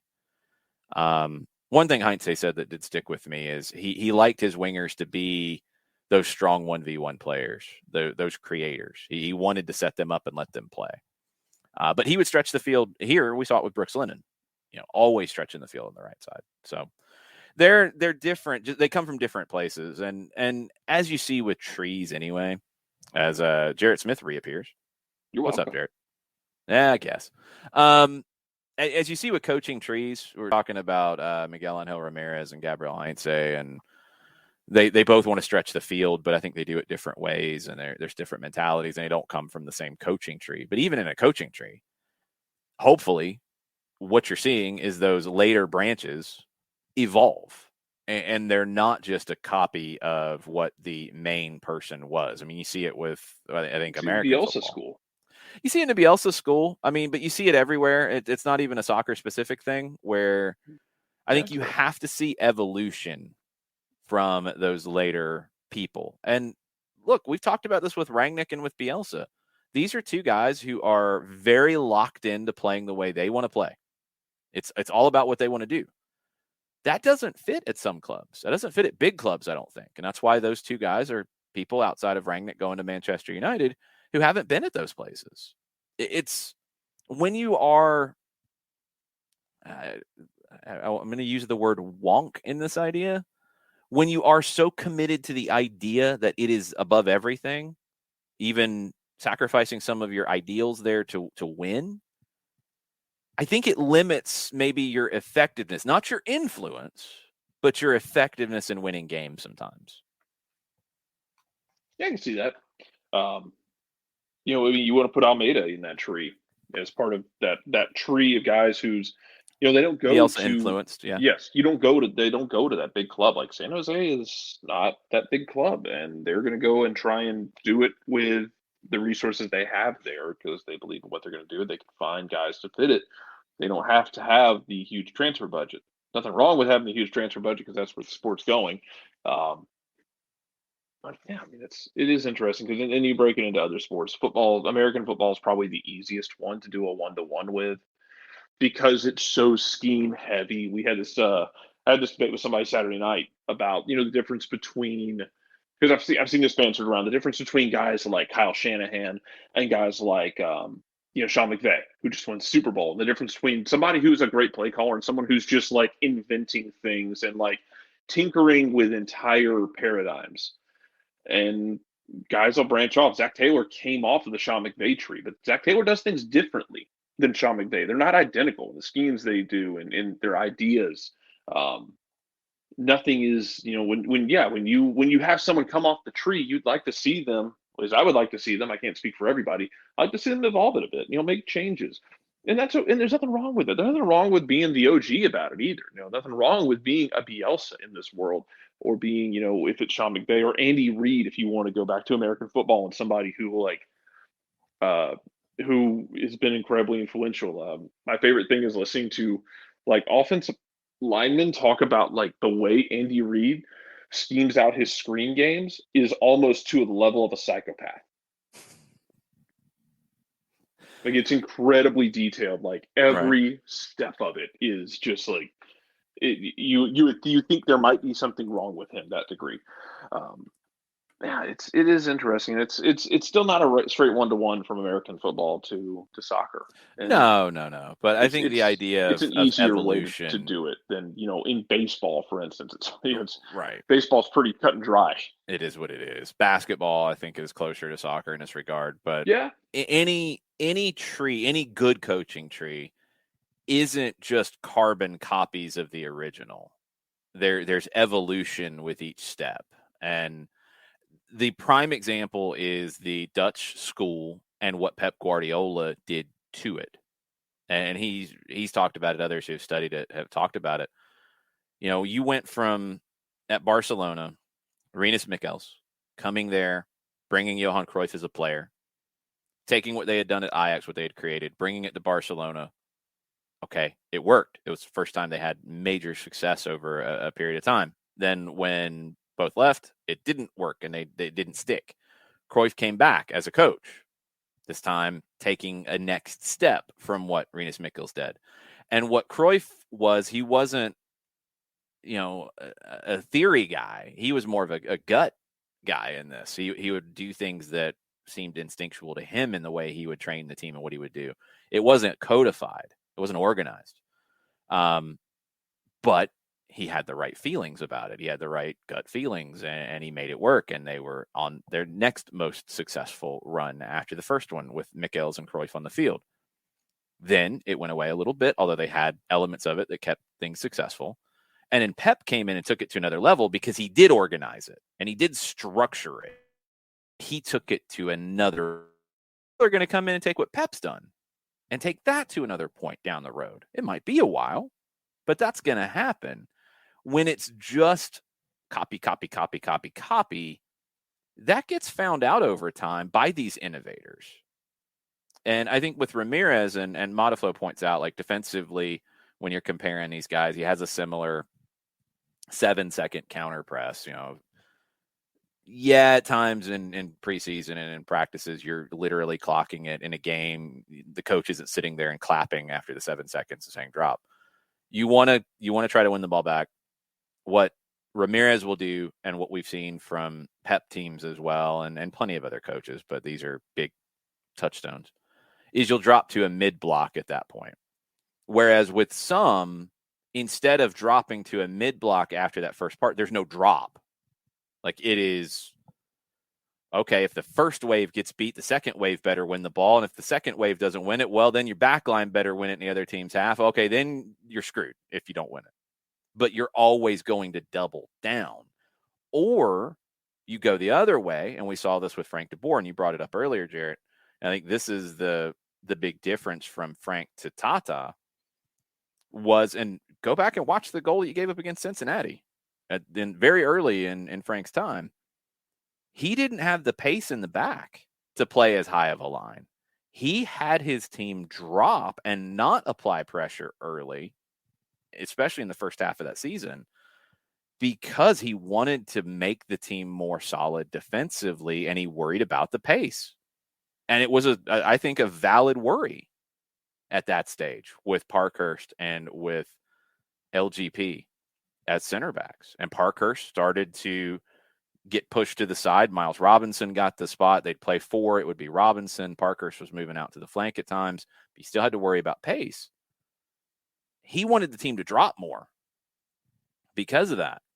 And it wasn't until later on that they found different ways to have more aggression in trying to win the ball back. But you have to make these decisions. Like, these are some things that you want to create a flow chart and how a team's going to play. This is one of the first ones. Is you lose possession or you lose the ball, what do? If you've already made the first flow chart decision of, do we want to play with the ball or do we want to play without the ball? That's the number one decision. Then you start to figure out, okay, we want to play with the ball. When we lose it, what do we do? How aggressive are we to try to win it back? These are things that you have to answer the question to define the way your team's going to play. And now it gets we're going super theoretical here. It's funny. Yeah. Bart brings up Hal Mummy, and we can, man, on the secret 11th hour, we can get into like Mike Leach beating the unfiltered, purest form of the air raid in major college football. I'm going to leave that one for you. That's a fun conversation.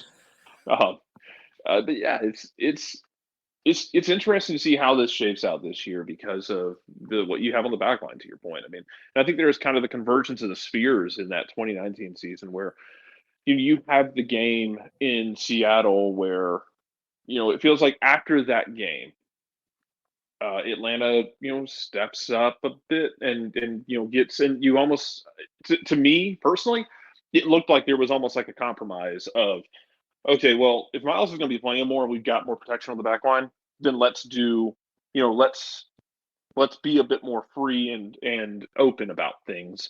And then we ask our back line to bail people out of jail because, man, y'all remember LGP was getting bailed out by Miles Robinson a lot, which it can happen in those situations because Miles Robinson is such a good, like, get back 1v1. You can't lose this because then it's just the goalkeeper and him kind of guy that LGP was able to take those risks. Sometimes not the best ideas of risks, but he was still able to take them because you had a Miles Robinson behind you. And then you get a little more free flowing and going forward. And you have just like this convergence of all these things at once that lead to a team that should have played for MLS Cup in 2018 or 2019, excuse me. I want to see how this year goes with that back line. Cause you talk about like, you're defending on the front foot, you're defending up the field, and you're getting George Campbell these minutes. And this is the same thing we've talked about with other teams of, Hey, go back when 2018, 2019, when Philadelphia had Austin Trusty on the back line, and Yep. who else was it back there with him? Wasn't McKenzie, McKenzie? McKenzie, Elliott. Yeah. You had these guys who were supposed to be the next thing, and Jim Curtin put them out there and had them sink or swim, and they had some games that weren't pretty, but they got better. And you're going to see that with George Campbell, and not to say that George Campbell will sink. I don't think he will. But George Campbell is going to have moments where he's going to have to learn on the fly. And, game one this year, talked about it. It's going to be interesting because you might not have Alan Polito, but you talked about the guys that Kansas City does have who can get involved in the game and be problematic and cause Atlanta problems. Out on the wings, guys like Ashalawi and like, my large adult son, Johnny Russell, both of whom were in the MVP conversation last year. I want to see how Peter Vermes draws it up in that game and how Atlanta draws it up to deal with each other, because there is that chess game with it. And man, we're going to talk about Greg Berhalter for a hot second, because all I can remember is the Columbus Atlanta games where I just remember watching Tata Martino after a game just like grinning and laughing and going over to shake hands with Greg Berhalter like he had just played a chess match with him. It was good. It was the same with NYC as well at that time, because you were getting two teams that wanted to play. And if you come from that school, if you've made the first answer in your follow your own adventure book of I want the ball, I want to play with the ball, then you're gonna enjoy these games if you're a Tata Martino who wants the ball.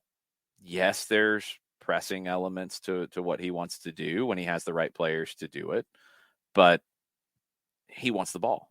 And Columbus and Greg Berhalter, they wanted the ball. Look, you saw it with Aberdeen and Celtic this season with Ange and Stephen Glass. Both teams wanted the ball. Both teams wanted to play. Your coaches at the end of that, you're going to have a lot of respect. You're going to enjoy that. Where you see friction and where you see coaches calling other coaches a-holes is when you have very different mentalities in the game. And it's not enjoyable where one team wants to destroy and one team wants to play, because both sides are going to get frustrated with it because it's oil and water. But when you have two teams that have the same kind of approaches in general of wanting to play with the ball, yeah, there's a lot of mutual respect. There is, and you get some really fun games, and sometimes things will get one-sided. That it happens. Well, yeah, that happens to anybody. I mean, that I would say, yeah, that's what I'm getting at. Like you just get outplayed. Just because it gets, you get outplayed sometimes, and you can bring a gun to a gunfight and have the wrong gun. It happens. However you want to build that analogy out, because that was a common thing. That was the common thing this year with Aberdeen was, hey, Aberdeen was out there making Celtic and Rangers work for it. Like, should have taken 6 points off Rangers. If a couple penalty calls don't get a little dicey. But then when they would play a team like Motherwell's hard to quantify this week because it was in a driving rainstorm. Yeah, there's also but you play some of those teams that bunker, and we saw that with Atlanta at times. When they're playing a team that's bunkering and they are just not able to create, they're not able to connect, it gets frustrating, and you're getting frustrated, and eventually somebody makes a mistake with the ball in the wrong spot, and it doesn't end up in a shot or a ball that goes out of play, and it gets a live action counter, and then you can lose a game 1-0 really quickly. Yeah, it's harder, and it's more difficult, especially the longer it goes. All right, a couple more questions to finish up here. Uncle No Pockets, any news on Mulraney? Wasn't aware he was injured. My guess is it happened really late in the week. Not being down there, I don't know. I don't know if he missed training sessions or if it happened right before. The sense I got when we got the lineup sheet is that they weren't going to push him, so I don't think it was a major thing. I would hope that he'll be back for the Birmingham game, but they'll be training this week back at home. I think, I'm not 100% certain on this. They flew back yesterday. I know that after the games. I would assume they have today off. They might have tomorrow off after a 2-week stretch where you trained every day and you were doing 2-a-days some of those days. They might give them a couple days off to get into a normal kind of flow here with Wednesday, Thursday, Friday, kind of light session on Saturday, and then game Sunday. And then you'll replicate that a little bit the next week where you'll probably have Monday off. Tuesday, heavy session Wednesday, heavy session Thursday, slightly less heavy session Friday, walk through Saturday, play Sunday. So I think we'll get more answers on that kind of stuff when I get back into work this week, because I don't know what the media availability is going to be yet. I don't know what the schedule looks like, but we'll get some of those answers. I don't think it was serious from Mulroney, is, again, the sense I got from just the way it was described. So hopefully it's no big deal, because you'd like to have that extra depth. A lot of conversation, good conversation on the Twitch pitch as we were talking about Barcelona and Cruyff and, you know, his relationship with Romario. And look, that's the other thing I kind of wanted to finish on here, Jarrett, is, you know, we've talked a lot of theory and decisions that coaches make and how they train and how they structure a team. But there is a personality component to it. And ultimately, it sounds like that was part of the issue with Gabriel Heinze. Even if the ideas were good, the personality didn't fit. With Cruyff, by the end of it, I mean, he was basically kicked out of the training ground after fighting with one of the board members who came to tell him that they were going to move in a different direction. You know, sometimes, and Bielsa, I mean, geez, we can go on and on about Bielsa with these situations. He's walked out of clubs a few days into the job. I was about to say, there's the idea of being a smart coach, but there's also an element that I think the best, the elite, can be smart, can be adaptable, but can also do that convincing side of it, and not from an authoritarian perspective all the time, because that gets old and players rebel against it, where you can have good relationships with your players. It feels like the coaches who win the most are the ones who can adapt, have strong ideas, but also are great motivators and have great relationships with their players. If you don't, you can win a little bit, but at some point you're going to burn them out. If you can have great relationships over time, even knowing some guys are going to have to go at different points of your club's lifespan, those are the guys that seem to have the ultimate success. Pep is a different personality than Cruyff, and I think he learned firsthand dealing with Cruyff some things about, hey, I want to be a little bit different. This suits my personality. I'm not like that. I'm not as hard to deal with. Yeah, and El Modiflow, we can't annex Scotland. Like, Scotland is one of the places that you cannot annex. No, they're not going to stand for it. They're already still trying to figure out independence. They're itching for a referendum again. If you put them under someone else's thumb, they're going to break that thumb. Pretty much. That horse is not made to be broken. The horse will break you first, and then they will deep fry everything. Probably. But as far as like my favorite, I think it was Cruyff who had the quote that somebody asked him one time of like, somebody asked him, like, you know, to explain the structure of what they were doing, and I think paraphrasing was like, if I wanted you to understand it better, I would have explained it better. Yeah. But again, having those kinds of relationships with people, you're probably going to tick some people off. And when things turn, you're probably not going to be in a place for a long period of time. You know what I mean? You have to, I think coaching is education. You have to learn. You have to always stay on top of the current trends and the way the game's being played. There's book smarts to it. But you also have to coach to your personality, because if you try to be a hard guy, tough guy, and you're not naturally, players see through it. If you are a tough guy and you don't find some way to modify that just a little bit to not always be yelling at your players, you're going to have a short lifespan. There is a human touch to coaching that is so, so important. And, you know, we've talked a lot about Gonzalo Pineda and what he brings to the table for Atlanta United. I think that is one of the strongest elements of what Gonzalo Pineda brings to Atlanta United, is that human touch with dealing with his players. Coming from his background, his experiences, I think it's just led him to be the kind of coach that he is. And he's still figuring that out. Remember, I mean, he doesn't even have a full season under his belt as the head guy. But I think he's got that personality, and he carries himself in a way that gets a lot out of the players. So exciting to see. Go ahead, finish up. Oh, and Kevin, Scotland did have a chance at an independence referendum back in like 2013, and they did not vote for it. I think they were worried about EU and like having to redo their entire EU agreements, and then Brexit happened. So Yeah, here we are anyway. It's a very complicated issue. They did have a chance back in the day. The vote split really hard based on age. And yeah, Brexit happening pretty much has pushed that thing in a direction where it would probably pass with like 55%, I think, if I'm not mistaken, on the last poll I saw. But yeah, to your point, as far as coaches go, I mean, yeah, you gotta find that balance, and we see this in other sports. So you can be a hard ass, but you can be a hard ass about things, but there has to be a balance. You can't beat Bud Kilmer 24/7 because it will not work. Well, you can in high school or college where your roster turns over by design, but then eventually your statute and gets they're toppled. not adults. Yeah. There are you can do that, but you can't in the pros. Yeah, where guys are making plenty of money, and if they don't want to hear you, they're not going to hear you.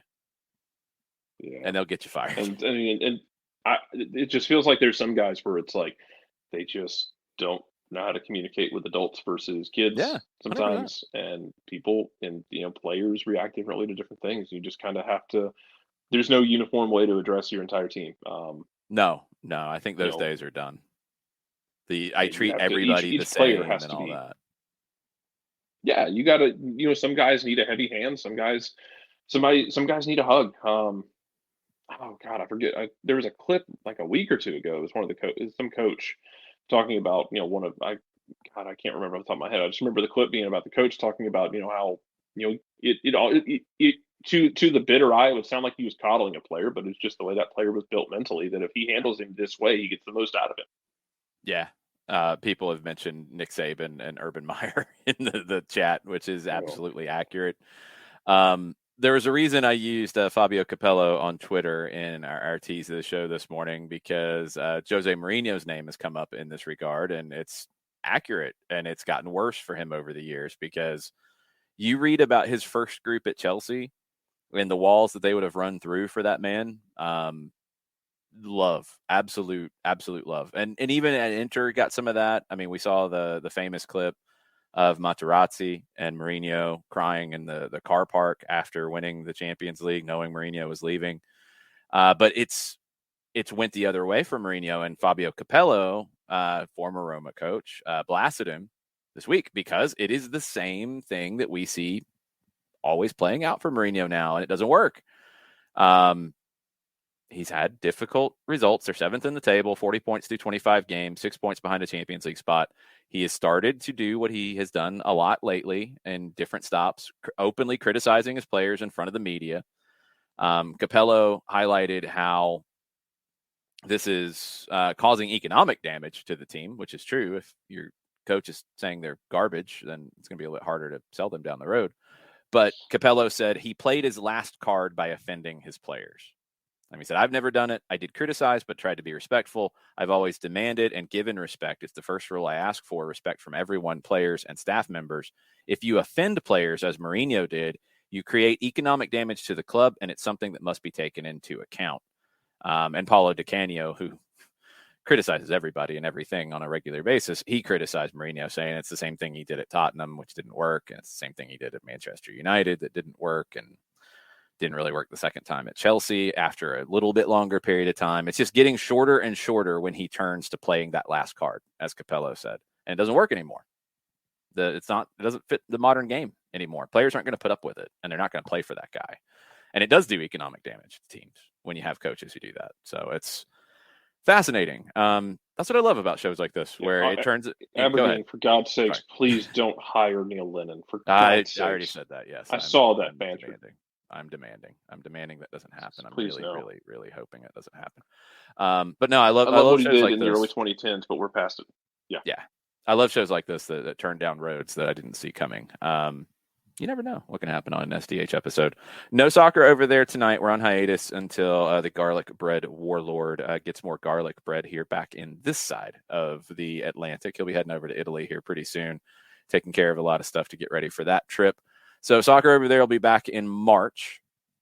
When We will be live Saturday. I did see the question at Ghost Train Brewing in Birmingham with a lot of friends from the Birmingham Legion and their supporters. Really looking forward to that. 4 to 7, I think we'll be live on Twitch from closer to 5 to 7 for that. We'll hang around a little bit and talk about the game coming up the next day. I know a lot of people are traveling over to see Atlanta United and Birmingham Legion on Sunday at Protective Stadium. Should be a really big crowd. Looking forward to seeing how many people are in the building for it. It'll be Legion's first game in that venue. Charlotte is hyping their new away kit. We've seen leaks of it already. I think the question is going to be, it's a black kit, but it's got mint coloring, and just how minty it looks is what I'm curious to see. Burn, no high school game on the Soccer Down Here app this week. We're taking a week off from that, and we will be back, I think, next week with 2 games, if I'm not mistaken. I think we'll be a Tuesday and a Friday. So stay tuned on that. Those have been a lot of fun, and thanks to all the high schools for working with us and giving us the information and all the great feedback, because it's just been. Turner, we cannot confirm Nick's new managerial gig. I can't confirm anything. I can neither confirm nor deny. I do know that Salernitana is talking about managers, and they have reportedly talked about Gennaro Gattuso, who turned it down, and they might be making an offer to Andrea Pirlo. And then there was this Alifi character that was mentioned that I don't know. Maybe they're going to make an offer to him. We'll have to see. Here's the thing, that if Alifi pops up trying to manage a team in Italy, you're going to hear it from him first, and you're going to hear it before it breaks from him. Yeah, you thought the Rocks promo ahead of the Super Bowl was big. Just wait till Nick Alifi gets that managerial gig in Serie A. Forget it. Last one, Abby is in charge of our deliveries for those who purchased Soccer Factory shirts. If you ordered it to be shipped, Abby will be taking care of that for you. If it's a local delivery, Abby might be reaching out to get those to you. Thank you, Abby, for helping me out on that, because, man, my schedule's been nuts lately, and it's about to get even more nuts in a good way. As things start to ramp up in a very big way, as we are less than 2 weeks away from the MLS season starting. We are in the week of the CONCACAF Champions League starting. No Atlanta United and CCL, but games to talk about, games to watch. Oh boy, it's picking up. And Sunday, we'll keep reiterating it this week.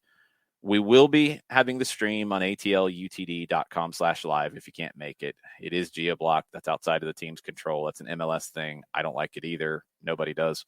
Would love to see them put that in the next media rights deal. It needs to get out of there for sure. I don't even know why it's part of any media rights deal. But anyway, we will have the game on radio, which is not geo-blocked. It'll be on 92.9. Normal radio broadcast with a 30-minute pregame and an hour post-game. So, big week. Thanks for being part of it. Thanks for starting it off the right way. It is Happy Valentine's Day, as Uncle says. Show your loved ones some appreciation. All kinds of tweets. Ricky is blasting me with Cesar Luis Merlo tweets that I need to look at, I guess, to make sure that it's nothing I need to talk about. You want me to tell you one of them? Tell me one of them. Argentina and Brazil have to play. Oh, yeah, FIFA's going to make them play. It's stupid. I think that's all like June, so it's after everything. They've already qualified. Whatever. Dumb. Yeah. Dumb. Brazil got fined 500,000 or 500 and 1,000. I don't understand Galosso's tweet. I'm not quite sure.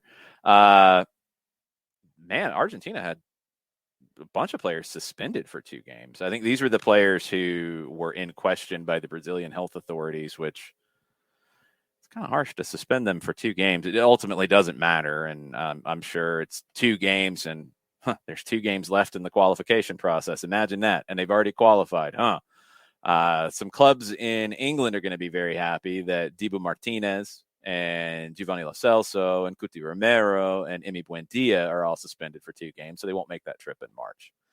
Oh, FIFA. Oh, CONMEBOL. So absurd. There's been a lot of back and forth about Luca Martinez as well at Rosario Central. It sounds like Tacheras is getting closer to bringing him in. I don't know how they were doing that, because they were supposed to have a 24-hour window that was supposed to expire on Friday. It's now Monday. Transfer windows in Argentina don't really have any normal rules, I guess. Whatever. but that has been talked about over the weekend, and maybe that's closer to getting done. Maybe he's not coming to Atlanta United. Maybe Teixeira's just throwing everything at him to try to get him to come there. Stay tuned. We'll see. We'll have more tomorrow, 9:05. Thanks for hanging out. Mucha plata, y'all. Mucha plata, y'all.